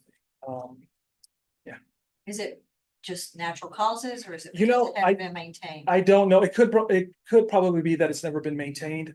It might have just, we probably just let it go for the simple fact that it wasn't producing enough water, gallons per minute. So we just kind of let it go. I'm assuming, I don't know. I don't know too much about that well. I just know that when we went out there, turned it on, and she wasn't going in. It was hardly moving. That needle was hardly moving the meter. So years back, the city used to pump water into trucks and stuff out of it, and for some reason got taken out. So I don't know why. Maybe the city at that time realized that maybe there's not enough water coming out of it and took everything out and left it to the club to pump the water when there isn't any effluent water available. Yes. So they're able to get some water out of it. Mhm. Takes a long time, but Yeah. they do. I know there was a period of time where there wasn't enough. Mhm. Councilmember Stevens. So having been around when this deal was negotiated in 2016, Rich is spot on. That well continued to decline in performance. The effluent water, the commitment was get the effluent water up and they stopped really maintaining that well to make it productive. So I think it's one of those you look and say, it's there. I don't know that anyone's keeping track of well depths. I don't think the country club is because they've had lots of changeovers. I would be in favor of another 10-year lease because getting the country club, and they got the memberships and all that. Getting Amy, and my sense is Amy and the board has really improved over time. They want to work it. My recommendation is we press on and get a deal cut. I think the one area is going to be, now that we have affluent water, can we maintain it? I think the broader question that I look at is at what point can we get up to the 200,000 gallon capacity that we think potentially we can get out of affluent, and then where else would it go? But that's separate from the golf course. And I know they're trying to get the pool back online as well. So Well, here's the thing. So I kind of postponed all this because for one, we've been to meetings with the country club. Right now, they hadn't had their yearly meeting. That's going to be held at the end of the month if they can make work. So granted, yes, a lot of this stuff is kind of vague. Rob and I had talked about overlooking everything, kind of putting our heads together on how to improve both sides for both parties. So, I mean, I'm there quite a bit. And again, there was no representative today. So to me, that's why I was like, well, maybe propose and talking to Mr. Redondo and everybody else on that end, on this end, to kind of do month to month till we can kind of figure all this out and get it going in the right direction between the city and the golf course. But there hadn't been really any meetings or anything like that with the golf course that we're aware of, but the end of year meeting should be happening at the end of the month. So until we can get everything figured out, because they don't have a full board. They have 5 out of 7. we just saw Amy like 2 months ago. She was in here. Yeah. You probably should have put her on the table there. Well, I didn't know 2 months ago what was going on. I just, Councilmember Martinez. But I'm not too familiar with these, so whatever they recommend, we will. I support it. Councilmember Lucas. With Rich on this thing, I've done some work up there, but a number of constituents and members stop me. They're like, you're a council member, right? Sure am. And they've all stated like we should really do our due diligence going into this and kind of press the board on doing what they're supposedly needing to be doing. I don't golf or anything, so I'm pretty ignorant to it. But a lot of them did ask us to go to a month to try and sit down and actually have some meetings with them and see what's going on. I have questions about the maintenance, now that I've done some work over there now, and then I've talked to employees and they've pointed some other things out as well as members that have pointed some stuff out. And then I read our contract and I'm like, it's interesting. I don't think I've seen a number of these things ever actually happen in a council meeting like this states that it's supposed to. And so I think we have some stuff we need to work out with them. Councilmember Escobedo? I agree with what y'all are saying. Amy was here, and we should have asked her for, I would suggest that we put it up for the line. Have a come. See. And then at that point, not have to go much further, whatever the speed resolved. Thoughts that work? Might be worthy workshop. Hate to have more workshops, but we had other workshop. Yeah. We used to. Mhm. Yeah, just have workshop on. When that contract expired, Mr. Arredondo? This one. This month, You know? the 10 years. So we need to go, we need to have something in place tonight, or no? Well, you can approve, like Cynthia said, have a letter agreement, kind of like month to month. Okay, And I'll work on that. Cynthia's Cynthia? on. Okay, hi Cynthia. Yes, ma'am. So the letter agreement would just keep the current contract in place month to month.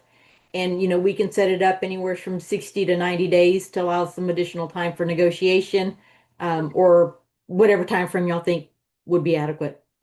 Okay. Well, I know we're gonna be going through budget pretty soon, so month to month for 90 days until we can have a workshop. Is that what you're? Because I know we're gonna do budget workshops and That's fine. budget workshops. Mhm. Okay. All All right. right, we'll get that prepared. Yeah, so 90 days, Cynthia. Yes, ma'am. Okay, thank you. All right, and with that, we're gonna take a short 5-minute break. So one of the questions, well, the country's.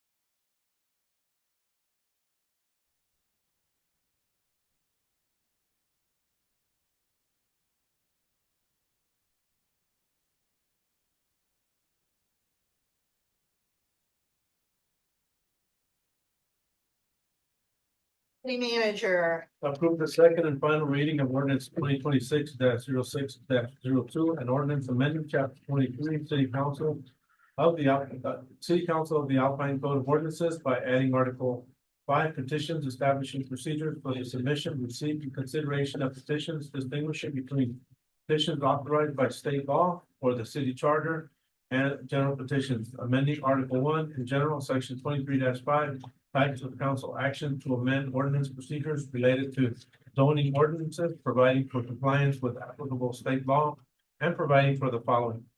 Findings of fact, inclusion in the code of ordinances, cumulative severability, proper notice, and meeting and effective date.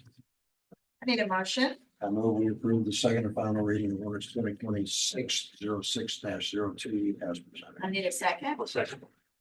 Okay, this is second and final reading. Any discussion about this? Second and final. All right, let's vote. Aye. Aye. Aye. Aye. Aye. City Secretary, Council voted unanimously to approve the second and final reading of ordinance 2026-06-02. Moving on to action item B.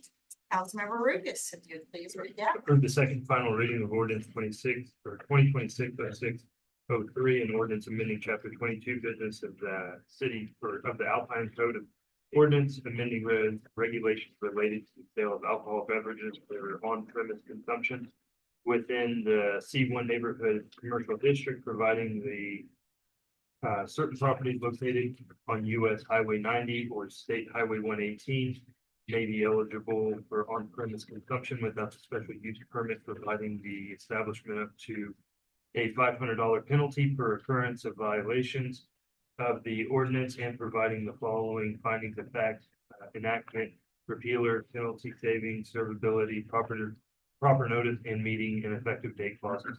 I need a motion. I'll second the motion Mr. Worksmith made. Perfect. All right, this is second and final reading. Any discussion? Amen. Let's vote. Aye. Aye. Aye. All right, City Secretary, Council voted unanimously to approve the second and final reading of 2026-06-03. Okay, moving on to action item C, City Manager. Approve the second and final reading of ordinance 2026-06-04, an ordinance amending appendix C, zoning, article 1, basic ordinance, section 4, non-conforming lots, non-conforming uses of land, non-conforming structures, non-conforming uses of structures and premises, and non-conforming characteristics of use of the City of Alpine Code of Ordinances, providing regulations related to pre-1968 non-conforming structures and uses, including continuation of non-conforming rights, repair, maintenance, and limitations on expansion, provided for findings of fact, inclusion in the Code of Ordinance, repealer, saving, severability, proper notice, penalty, and effective date clauses. I need a motion. I'll move we approve the second and final reading of ordinance 2026-06-04 as presented with compliments and thanks to Jessica. I need a second. I'll second. All right, discussion. This is second and final. Any discussion? Let's vote. Aye. Aye. Aye. Aye. Aye.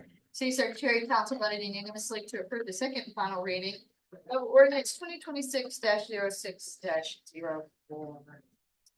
Moving on to action item D, Councilmember Lucas. Approve the first reading of ordinance 2026-06-05, an ordinance amending chapter 2 administration, article 5. I'm sorry. 4. 6, right?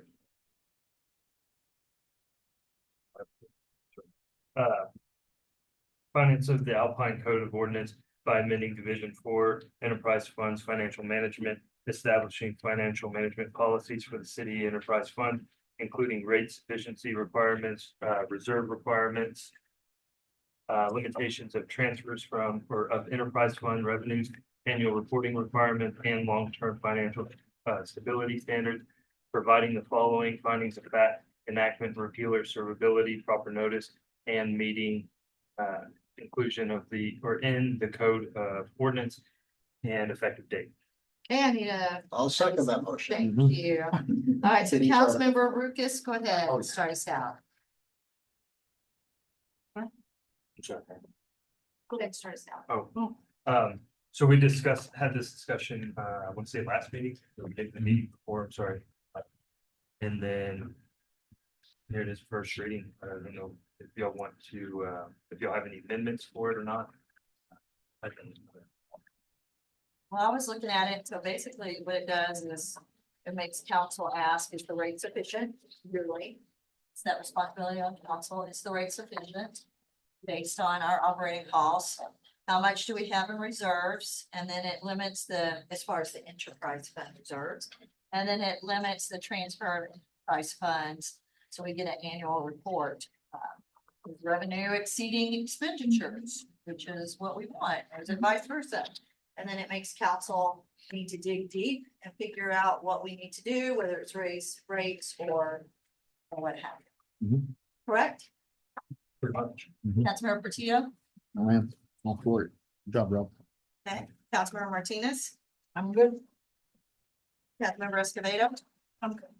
Councilmember Stevens? As you would expect, I do have a question. We as a city have 5 enterprise funds. This does not cover all 5. I would think our intent would be to cover all of them, but we've chosen not to because I think it's good fiscal policy. That's the only reason I raised it.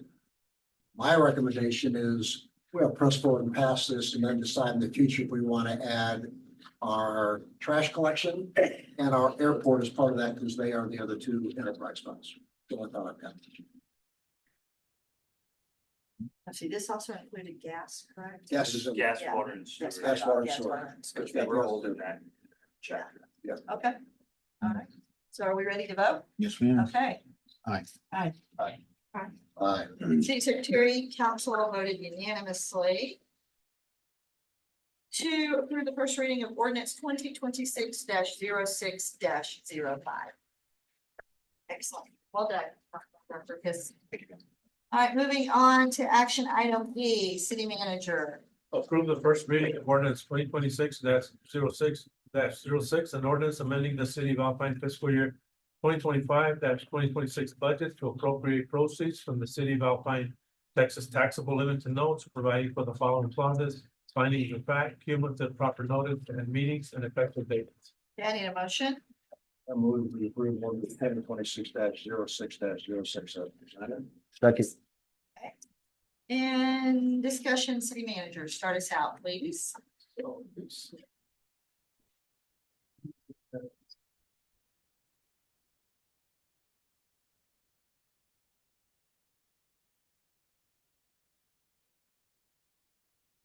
Listing, do you have a listing?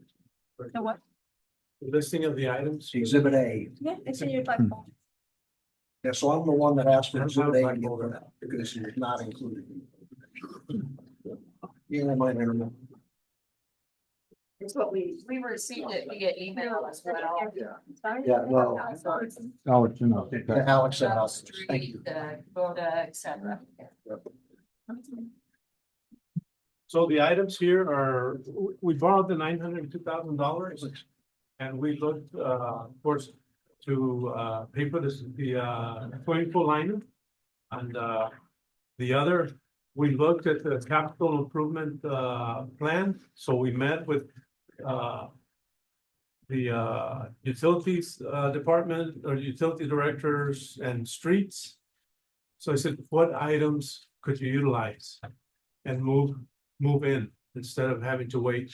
So for the streets was the Kubota and the Superior Broom. 38,000 and 120,000. The Kubota mule for the parks, 12,000. And then the full project liner, that was 371,000. The baseball light poles, these are the ones that are not working currently. And I think we're providing those temporary lights that kind of ground level.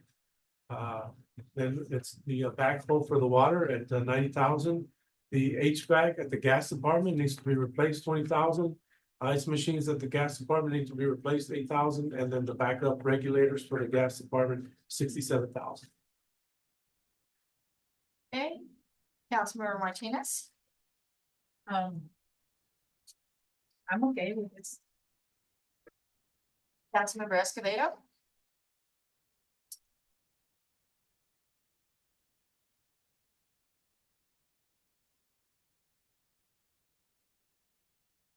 Well, we already funded the full project, correct? For Yes, the correct. redevelopment. Yes. Yes. Do we have money for the other part, the other ones that we're needing?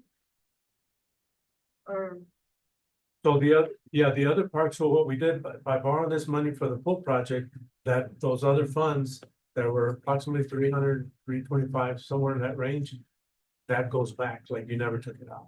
And so council can decide to use that to fund the rehab of the softball with the school district. Okay, Councilmember Lucas.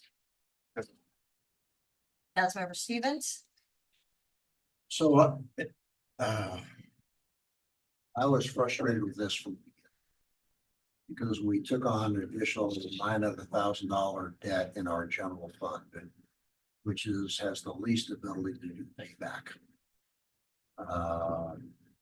And because I don't ever recall having the discussion about backhoes or HVACs or ice machines or backup regulators or street brooms or the Kubota for the streets.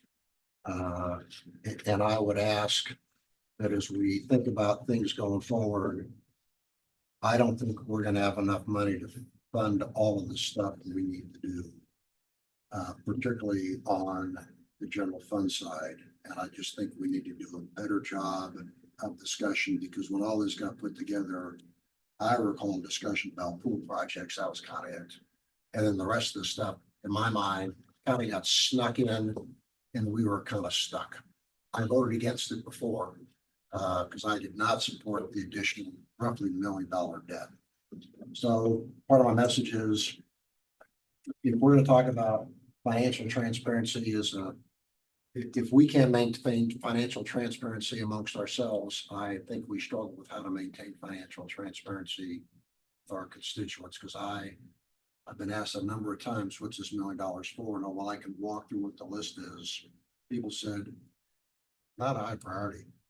You know, and some of this stuff I look and say, it's part of normal maintenance, like fixing an HVAC in the gas department, they're not a kind of our normal O&M stuff, fixing ice machines. So I'm frustrated with how this came about. Have we already bought all this stuff? No, we haven't. This is why it's coming before you, so you can make the budget amendment so that it's approved and then they can go by it. So I know we made a commitment to the school district on the money for that, which I'm wildly supportive of. We made the commitment to go take care of the pool, which again, wildly supportive of as well. If we worked those budget amendments and didn't work the rest of it, we would have money left over from this that we could use for other things that are a high priority on our capital improvement plan that are related to our general fund. Is that correct? I think a lot of these are high priority. You can ask Mike the $90,000 backhoe. I think they have a 30-year backhoe that doesn't work out there. But that's part of the enterprise fund. It's not part of the general fund. Mm-hmm. So where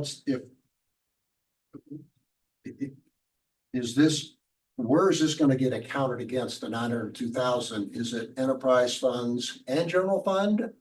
I'm just trying to understand how the accounting is going to work. Yeah, some of this is enterprise, like the backup regulators, that's enterprise, that's gas department. The ice machine, that's gas department. The HVAC, that's gas department. The backhoe, that's water department. The light poles, that's the general fund, that's the parks. The full project, that's the parks. The Kubota mule for parks, that's the parks. Superior broom, that's the streets general fund, and the other Kubota is general fund.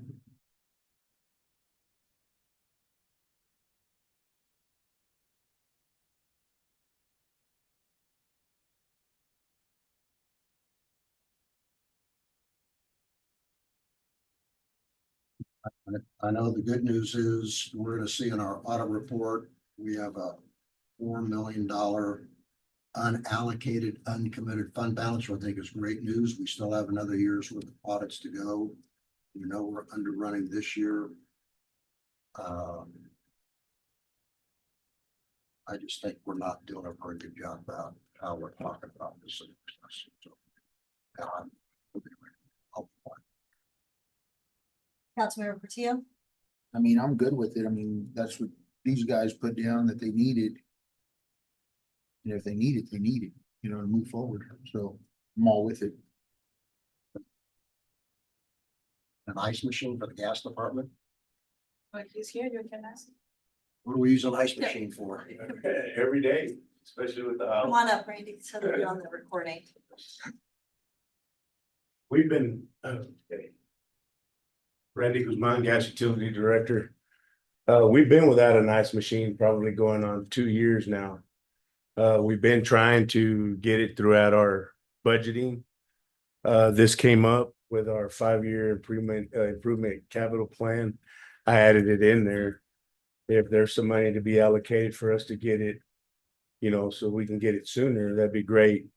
I have been trying to provide ice through our refrigerator, however much it makes, so that the guys can ice down their water out, get their igloos with water. So when they're out in the field, so it's very critical. I'm not the only one.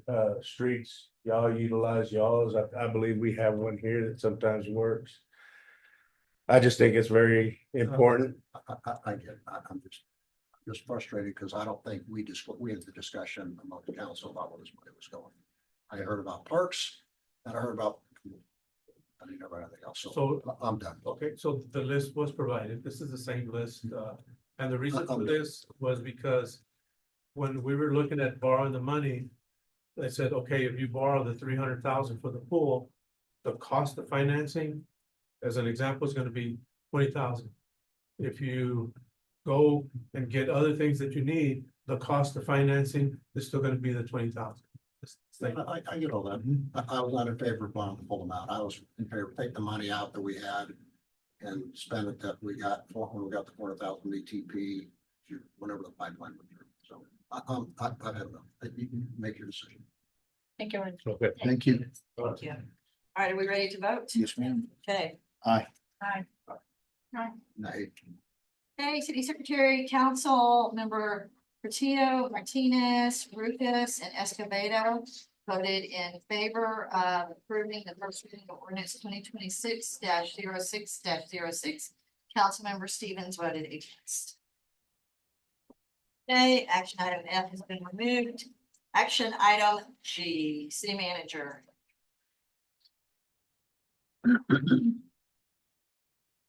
Action item G, approve resolution 2026-06-14, a resolution approving blanket grant writing services. Okay, I need a motion. Motion we approve resolution 2026-0614 as presented. I need a second. Second. All right, discussion, City Manager.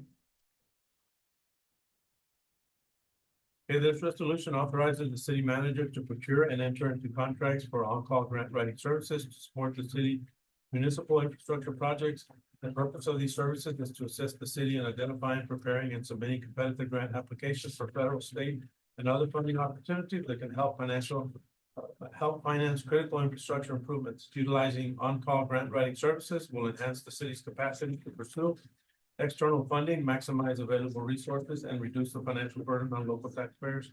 The authorization provides flexibility to engage qualified grant professionals as funding opportunities arise, ensuring timely and effective application development. Okay. Councilmember Escobedo.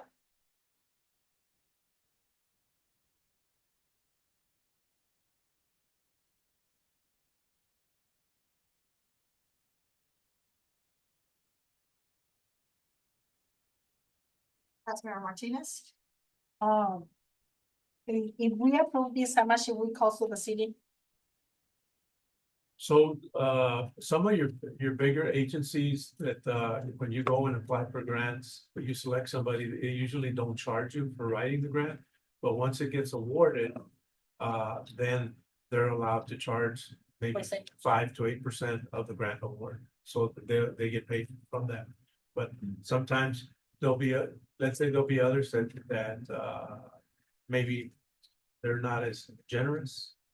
But I will not be going over a budgeted item, so I'll try and get the free services first before I can get them.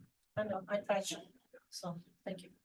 Do they typically help administer, or is that all on us? Yeah, so one of the things that they usually do is they'll write the grant for you, and then let's say down the road, hey, you've been approved, you've been awarded. Then you go into a negotiation for grant administration. At that point, it would be brought up to council to approve that. Maybe we'll do an RFP or an RFQ, put it out there, and then bring it to council. Is Isadora still our grant writer? Isadora's the grant writer. She's working on some grants right now, but one person can only I know. do so much. It's just too much. Yeah. Okay, Councilmember Patillo, No, like I said, I'll approve it. I'm ready to go. Councilmember Stevens, Thanks, Mayor. So how much are you asking us to approve? There's, we don't know an amount yet. What's the maximum you want council to approve? So before I would make any commitment, I would come to council and approve a budgetary. So I'm just reading the resolution. It says to authorize the city manager to procure and enter into contracts for on-call grant writing services. So the amount we're authorizing is zero? I'm not spending any money right now. So, okay, so the resolution has no money attached to it. Right. That's an easy, so there's no money. It's fine. Just the next question I ask is, I know we have grant writing budget in the budget we approved for this fiscal year. Do you recall how much that is? And is that how Isadora gets paid for? Yeah, no, Isadora's an employee, so she gets paid salary. Yeah, her title is grant writer. And what she get, when we approve the budget, she gets paid in that budget. Yes. So you're not asking for her money. This is easy. No money request. you have that written in section 4, is that correct? That the contract Yeah. authority do not exceed budgeted or otherwise authorized funding without further council approval. Correct. Councilmember Lucas. Councilmember Escobedo. I'm good. Or do you have somebody else in particular? No. Not yet. Okay, let's vote. Aye. Aye. City Secretary Council voted unanimously to approve resolution 2026-06-14, a resolution approving blanket grant writing services. Okey doke, now we're moving on to action item H. And we have a little bit of that in our packet and in our black folder. All right, city manager, if you would read that, please. Approve the acceptance of the fiscal year 2023-2024 audit from Gibson, Hudak and Patterson LLC. And we have Ms. Marlene Strickler. She's on Zoom to present the Okay, audit I need a report. motion. Narrowly. Approve You accept. the acceptance of the fiscal year 2023-2024 audit. I need a second. Second. Okay, all right, and Ms. Marlene. Good evening. My name is Marlene Strickler from Gibson, Ruddock, Patterson. Can everyone hear me? Yes. Okay. Well, I wanted to ask you a quick question. I might be able, and I don't know if it's appropriate for me to do this or not, but I've been enjoying your meeting tonight, and I might have some information on that AV fuel question you had earlier about how much is spent and the budget. Do you want me to respond to that, or? Yes, please. Okay, so since I had some time, I went and averaged the fuel purchases over the last 6 years, and it was about 486,000. And over the last 3 years, it was about, and I'm taking 2024 and prior, because since that's what we're issuing tonight. And for the 3 years, 24, 23, and 22, the AV fuel purchases was about 561,000. Now, the budget that I can see for 2025 and 2024 was 525,000. However, your revenue is always in sync with the purchases because you're going to purchase the fuel that you need to sell it. So you're not going to end up with a whole lot of inventory at the end of the year because they fill the tanks and then it goes to a certain point and then they refill. So, and when you're selling that fuel, it's at a higher price, obviously, so that you can pay for everything, salaries and things like that. So, they kind of move up and down together, your revenue and your expenses. So I don't know if that helps, but I thought I'd share that information. Yes, thank you. Another item that I didn't know if you would like me to also comment on was the hotel fund balance. So as of 2024, in the audit we have, I think the ending fund balance is about $1 million. And I did a quick search. Now, first of all, let me back up. The GFOA generally recommends 3 to 6 months of fund balance in your general fund. So obviously, since hotel motel is not having to fund general operations, you could use that as a guide, the 3 to 6 months. And I did a Google search and it said about 25%. Some people are using about 25% of the revenue, which is about 3 months of the revenue. But GFOA always uses expenditures. So I did a quick calculation, and if you did it on expenditures as of 2024, the fund balance, the minimum you would want to keep, again, this is the minimum, would be 220,000.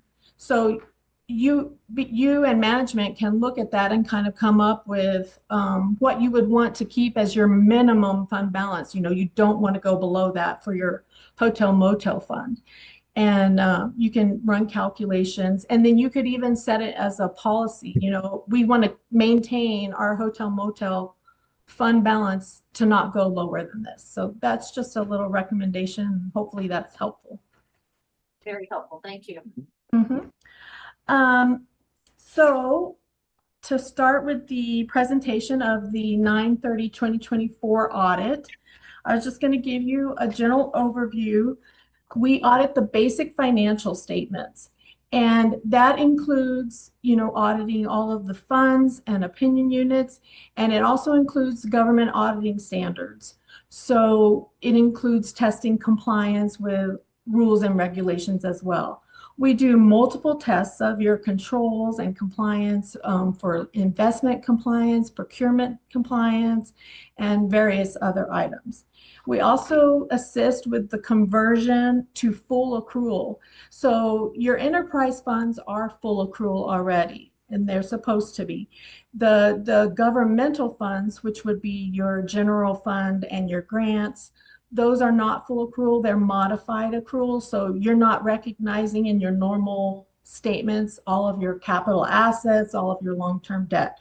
So we do have to do a conversion for that for your governmental funds. And so we do assist with that. That's just to give you a brief overview of kind of the financial statement process. You did receive an unmodified opinion, which is a clean opinion for your 9/30/2024. We did have one finding, but I think everyone's well aware. It's just about compliance with regulations about your audit being late. So I think everyone's well aware that the audit is late due to all the turnover and the finance director position being vacant for so long. So let me go into the graphs. And if you guys have any questions, feel free to just interrupt me. Let me pull up. I had all kinds of items pulled up here to discuss since I was enjoying your meeting so much. Okay, so the first graph is your governmental revenue. And that is coming from your C3 in your report, which is on page, if you want to look at it, you don't have, it's on page 26. So the blue section of the graph is your property taxes. And from 2023 to 2024, there was an increase of about 202,000. And that is mostly due to an increase in the assessed tax. It went up about 10.8% due to your increase in appraised values. And that was slightly offset by a decrease in the overall tax rate. The yellow section is your sales and other taxes. And you'll see there was a decrease of about 146,000. 117,000 of that decrease is related to sales tax. 21,000 is related to hotel tax. And 8,000 is just other miscellaneous taxes. The gray section is your intergovernmental revenue. And there was an increase there of about 124,000. 100,000 relates to the Pueblo Nuevo grant. 28,000 was an increase in your HIDA grant. And then there were some small decreases in other grants. The green section is your admin and franchise fee. And those are the fees that are charged to the enterprise fund to help cover indirect costs where, you know, since they don't have their own accounting department and payroll department, so everything is run through the general operations. And then the franchise fee is a legal fee that you can charge kind of in lieu since they don't pay taxes. And so there was a $56,000 increase in the amount charged to the Water, Sewer, and Sanitation Fund, and a $2,000 increase in the amount charged to the Airport Fund. The other revenue section, there was the red section, there was an increase of about 93,000, and that's mainly related to your interest income.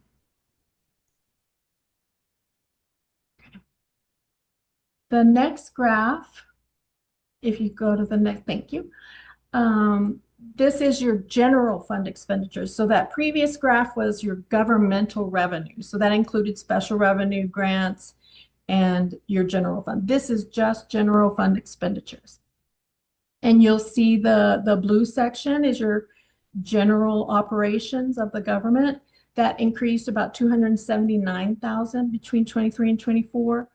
112,000 of that increase is related to salaries and benefits. There was a 65,000 increase in other operating costs, and that was mainly due to the 40,000 for the Alpine Emergency Services Board that took over the fire safety. And then also there was a $25,000 increase related to the school district childcare that you guys participated in. Another increase was 63,000 in professional and technical services related to contracted services related to the court and accounting. There was a 24,000 increase, yes, sorry, in the right to use and speed of assets. So with the GASBs that we had to implement the last few years, you now have to recognize you recognize the full expenditure, but you also recognize offsetting other resources for those expenditures related to software that you're purchasing, you know, for 5 years and leases that you're purchasing for 5 years.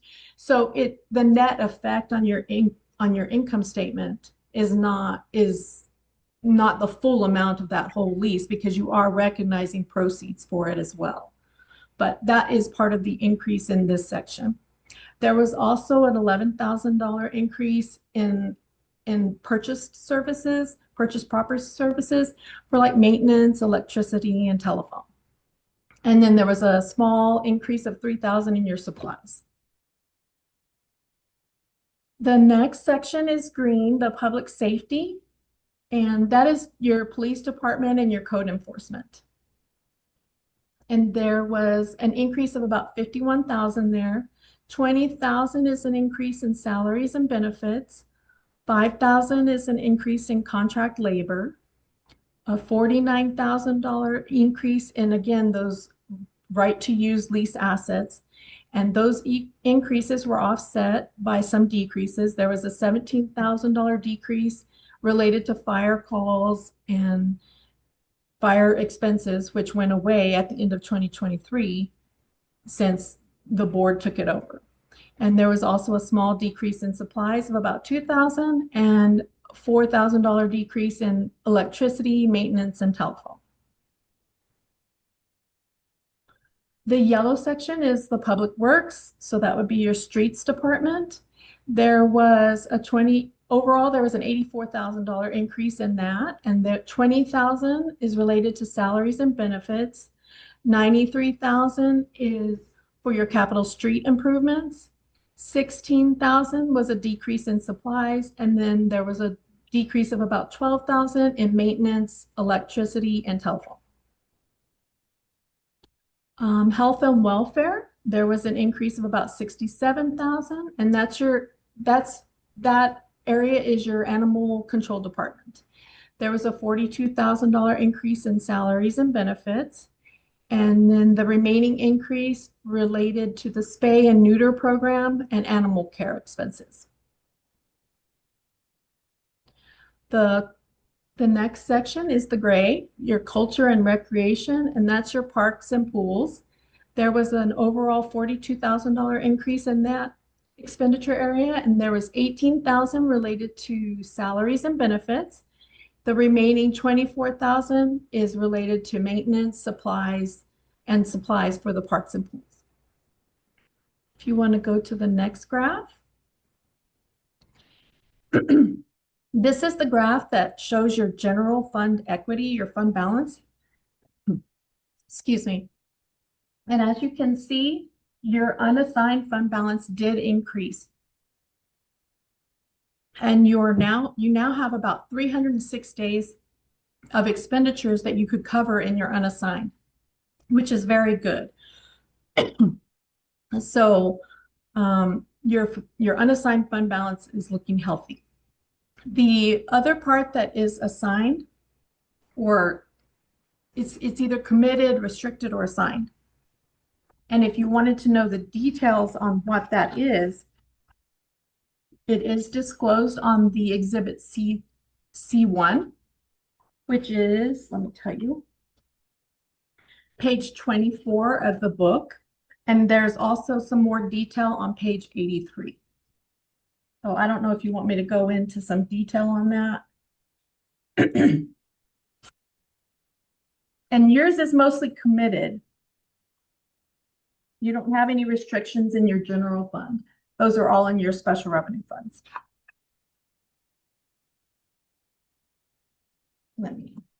So the amount that the council has committed is for capital improvements of $265,000. The Creek Trail Reserve is $254,000. And then fire protection is $219,000. So these were commitments that were done in previous years. And council can recommit these for other purposes, but it has to be an action that you do in your meeting. So you have to uncommit these first if you're wanting to commit them for some other project. So until you uncommit these funds, they have to either be used in those projects, or you could reallocate them and commit them for something else. And that detail is on page 83 to tell you what they were previously committed for. Are there any questions so far? Everybody okay? Good. Okay. The next graph is your water, sewer, and sanitation fund. And the blue is your operating revenues. And as you can see, the blue operating revenues did increase a little from the prior year, about $47,000. And that was mainly due to an increase in consumption. The expenditures increased about $225,000. $93,000 of that was related to salaries and benefits. $85,000 was purchased property services, and $62,000 was an increase in depreciation. those increases were offset by a decrease in other operating and miscellaneous costs of about 15,000. And you can see because of that, because your expenses exceeded your revenues, your net position did go down a little bit for that year. And if you want the detail of your net position for the water fund, that is on page 30 of the report. So unrestricted net position for the water fund right now, or as of 9/30/2024, was 1.4 million. Because most of the net position for your water and your gas fund are tied up in your assets because they're so infrastructure heavy. You know, you have all of the assets, which keeps the services being able to be provided. The next graph is your gas utility fund. And you can see the revenue did decrease by about 157,000. And that is a result of consumption decreasing because it wasn't as cold, I'm guessing. And it was offset, it decreased about 9% the consumption, but that was offset by a small increase in the rate. But it was an overall decrease. For expenses, there was a slight increase of about 46,000. 26,000 is an increase in the distribution maintenance and the distribution maintenance system. And then there was 68,000, an increase in salaries and benefits, and then 48,000 increase in supplies. And on the gas fund, if you wanted to know, the unrestricted net position is on page 31 for that fund, and it's 1.2 million as of 9/30/2024. And the airport fund is usually pretty small, and since they're not really charging for services, it's mostly the fuel cells that sustains them. They have a very small fund balance because typically some governments have the airport as part of their general fund or just a department, but your airport fund pretty much can take care of itself, which is very good. So the unrestricted net position is on page 30 for your airport fund, and it is 243,000.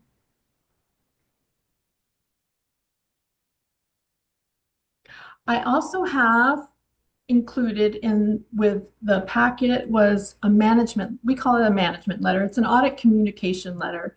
And so it just communicates to council estimates that are in these financial statements. You have estimates on the SPIDAs, which is the subscription softwares, because we're estimating the present value of those. And there are different estimates that are in your financial statements. So it lists those out. And then it also has recommendations to improve procedures and controls for various areas that we test. And it's kind of a lengthy letter, so I don't think you want me to go over it. But some of the areas that we are recommending, ways to improve your internal controls or your procedures it covers procurement, it covers your journal entries, AR balances that are old, maybe you need to do some digging on those, see if they're collectible, if they need to be written off and approved by council. The accounting software issues, and I know you guys are already looking into getting new software, so that could solve that. The health insurance fund, the money in that fund is left over from when the city was partially self-insured. So, and you were having to pay your own claims. So because that money was established there by charging various grants throughout time, you can't just use that money for anything. It has to be because it was charged to grants. So you can't use it for general operations. So you could use it though to help cover future premiums and costs related to health insurance, because then it would be allocated to the grant funds again as well. So that's something that you and your attorneys can look into and figure out how to spend down that money, because it's just sitting there. And I think there's about 500,000, so that could help with paying premiums, you know, for, I don't know how long, I don't know how much your premiums are on a monthly basis, but that could help with that. Cash receipts, just some procedural, improvements there. Billings, we cover cash disbursements, any checks you write. Water inventory, I know they've been working on getting a better handle on the inventory for the water, so I have some recommendations there. Recommendations on grant recon. So there's a plethora of information in there for you all to enjoy reading. And, you know, they're provided to management, and I know they are going to do their best to get everything in tip-top shape. So if there's any questions, please let me know. We're good. Thank you for all the information.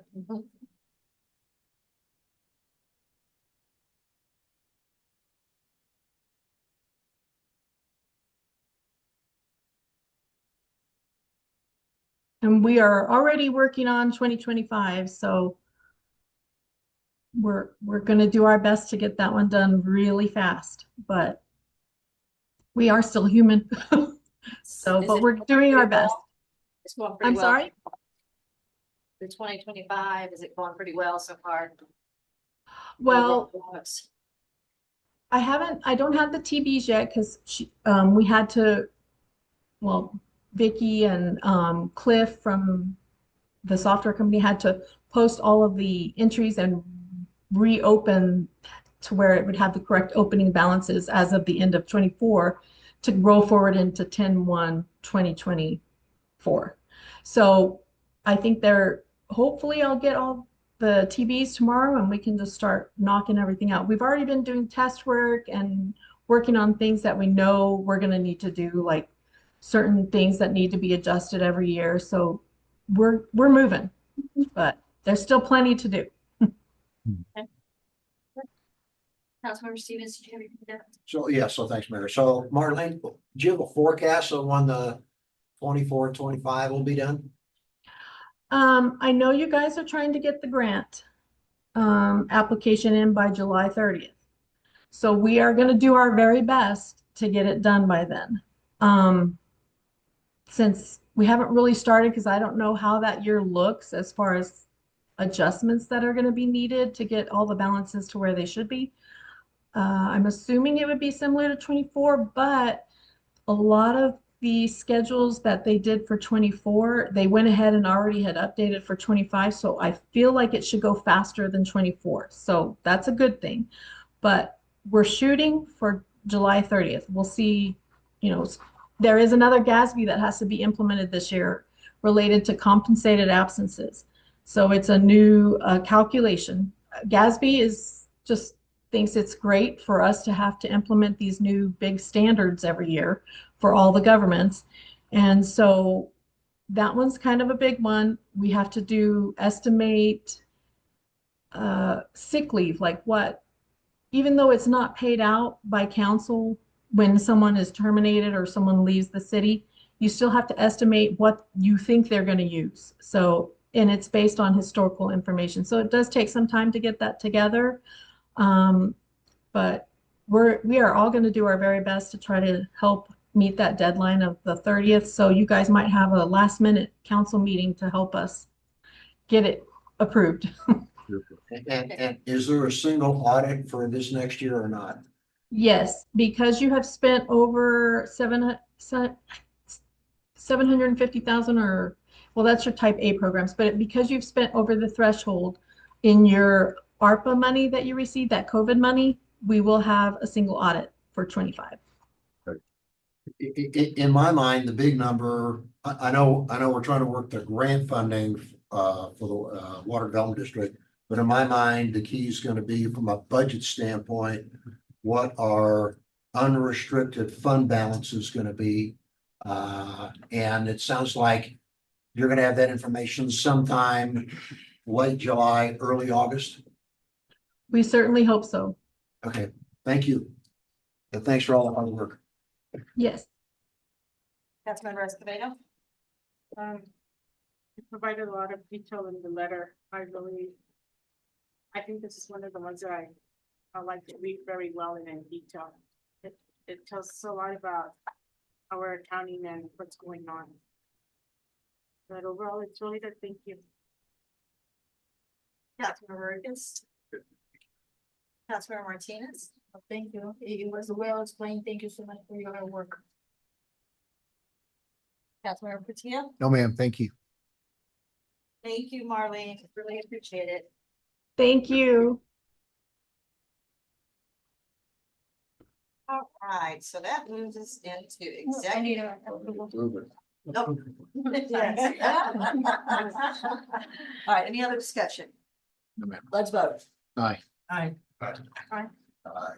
City Secretary, Council voted unanimously to approve the acceptance of fiscal year 2023 and 2024 audit of Gibson, Ruddock, and Patterson. Thank you, Marlene.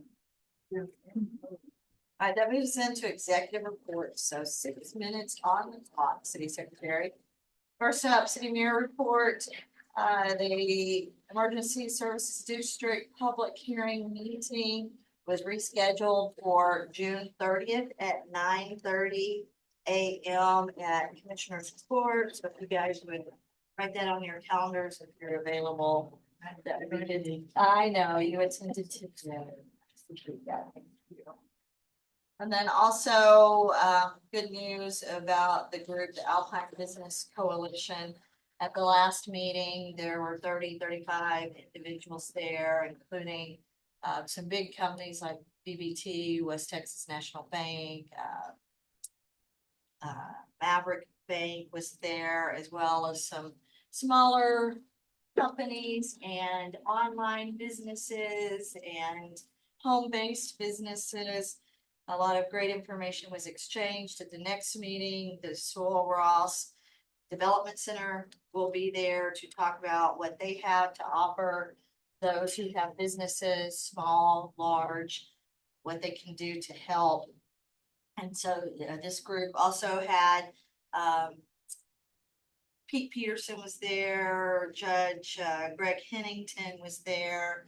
And so there was a really good turnout.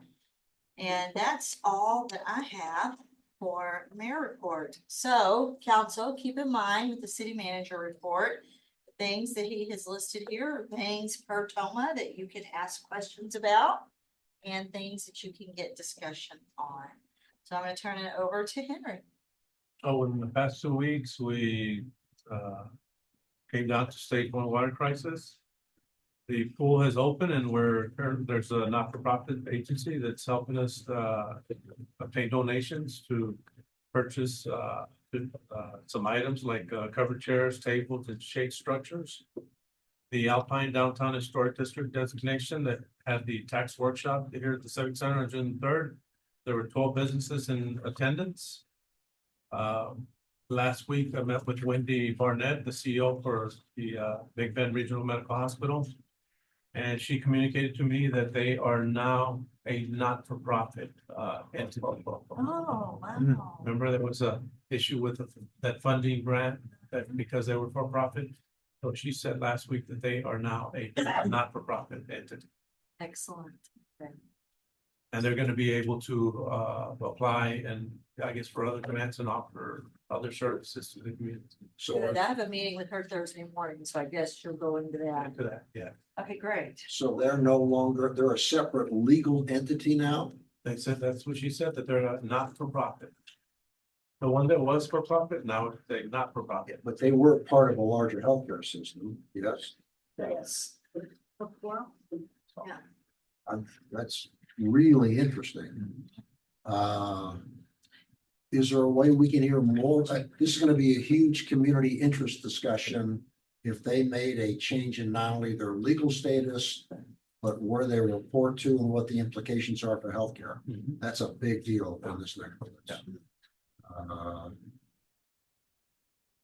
Will you be talking, or Mayor? I don't know. In my mind, this is a really big change, which has all sorts of implications and impacts. Yeah, so how do we find out about more and what that I think it'd be really helpful to understand. Okay, so what would you like me to ask her? So are they a standalone organization now? Who are they part of? What's the relationship they did have with corporate? What's it look like? And what are the implications for us and the implications for the hospital? Yeah. You'll meet with her? Do you have a meeting with her? I do Okay, on Thursday. Okay, great. Yeah, that's a big deal. So I met with HDL, they're a company, a vendor that helps us with our sales tax. And I'm reviewing to see if they can help us with some economic data for our local area. And if I am successful with, obtaining something, I'll share it with you. Okay. But these are services that they already, they provide a service for our sales tax. But they also offer services for the hot taxes and then also economic development statistics. And who was the company? I'm sorry. It's HDL, and I just know them by HDL. But they're already a vendor that helps us. Met with the Texas workforce, we have hired the 4 local youth to work with our program. 3 are for the grounds crew with Public Works. Now you should be getting your crews, I think, the next day or 2. Thursday, okay, and 1 for tourism. And we completed the cybersecurity and AI awareness training for 2025-2026. That's another compliance thing that if your employees work 25% or more of their time on a computer, you have to have this training. And if you don't have it, then it disqualifies you for grants also. So we've completed that. Okay. So that's it. Okay, any questions, council? Just at some point, can we hear about employee retention? Retention. In terms of how we're doing, I mean, went through the whole process. Again, it came up last night during my town hall. We've done a great job in terms of with Evergreen and trying to manage salaries and benefits and all that. Okay. It'd be nice to understand how we're doing on employee retention, which is a big deal to maintain the skill level we need. All right. Thank you. Else? Councilmember Stevens. Oh, yeah, so I keep referring to the handy dandy page that says, here's our plan for budget and tax rate adoption calendar for 2026-27. We're gonna meet next week and talk about our fee schedule. And we're supposed to have a budget workshop. When will we get an update to this so we can plan our schedules? Because this doesn't seem to be used anymore. All right. So this was developed back in February. It barely started, so we put this out here. Obviously, with all the work that's being done on the audits and stuff, a couple of these things kind of fell behind.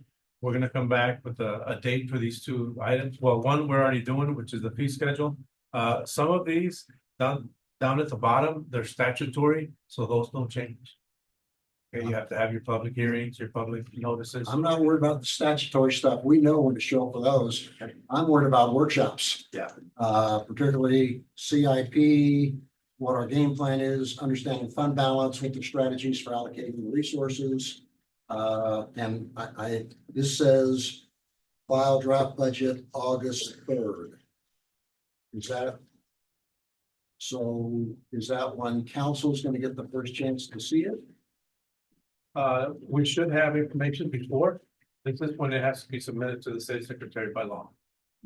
So I'm just trying to understand, when are we gonna get to see it? Yeah. Well, when we have the workshops, probably July. So do we know? There are no workshops other than the one we scheduled tonight. There are no workshops between now and the end of September. So that's why I'm asking the question. What's our plan? So we can plan. We'll come up with a plan. We're working with the finance director. So when will we get a chance to see that? And I will have to come back to you with dates. So can we see that at the next meeting, please? Yeah. Okay. Yeah, 'cause some of us are trying to plan vacations and travel and other things, and we're gonna have to spend some time slugging through it. Okay, thank you. Okay, anything else? All right, let's move on to city council comments. Councilmember Stevens. Thanks, Mayor. My comments, it's great to have the audit for 23-24 done. My takeaway from the audit really is two key elements. Other than the fact it's late, and that's never should have happened.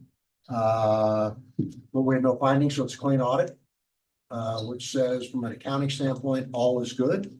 The other thing is we have an uncommitted fund balance, meaning the city has $4.1 million of funds that are uncommitted. And so I hope that continues. In my mind, it's going to play in heavily in terms of what our plan is. We think about how we're going to fund our capital improvements and the budget for this next year to get all the work done that we know we need to get done. So I think that's really good news. I mean, really good news. So Another key thing that you saw in the graphs is that the revenues in the utility funds, that the revenues and expenses are too tight. There's not a whole lot of space there. well, I know, but I know in the draft that was put in for the fee schedule, that was going to generate, I thought, like $1.5 million additional dollars in the utility side. So that's going to be a really important discussion in the workshop coming up next week. Next week or the week of the? Or not, sorry, the 7th. July 7th. Sorry about that. Yeah, July 7th. But, yeah. Good. Thanks, man. Councilmember Escobedo? It was really good having this audit. The meeting was very productive. Councilmember Burgess? Councilmember Martinez? Thank you, Mayor. I want to recognize our city manager for his achievement. After 2 years, he graduated and I was thankful. Will you tell us about that? So for the past 2 years, I've been studying for the Texas Certified Public Manager designation. Last week, I went to the Capitol and with my class, about 100 of us in Texas. So in the whole state of Texas, there are 2,600 certified public managers. And our class was 100. It's been going on for the past 30 years. I was lucky to be part of it. And done with all that studying. Congratulations. Well done. Yeah. Thank you for sharing. We're blessed to have you. Councilmember Portillo? Ma'am, thank you. Yes, thank you. Okay, so that's city council member comments. Okay, executive session. Is there any reason under chapter 551 of the Texas Government Code for us to go into executive session? No. Okay, and with that, this meeting is adjourned at 8:25 p.m. Go on to bed. Go on to bed. Any bed, please?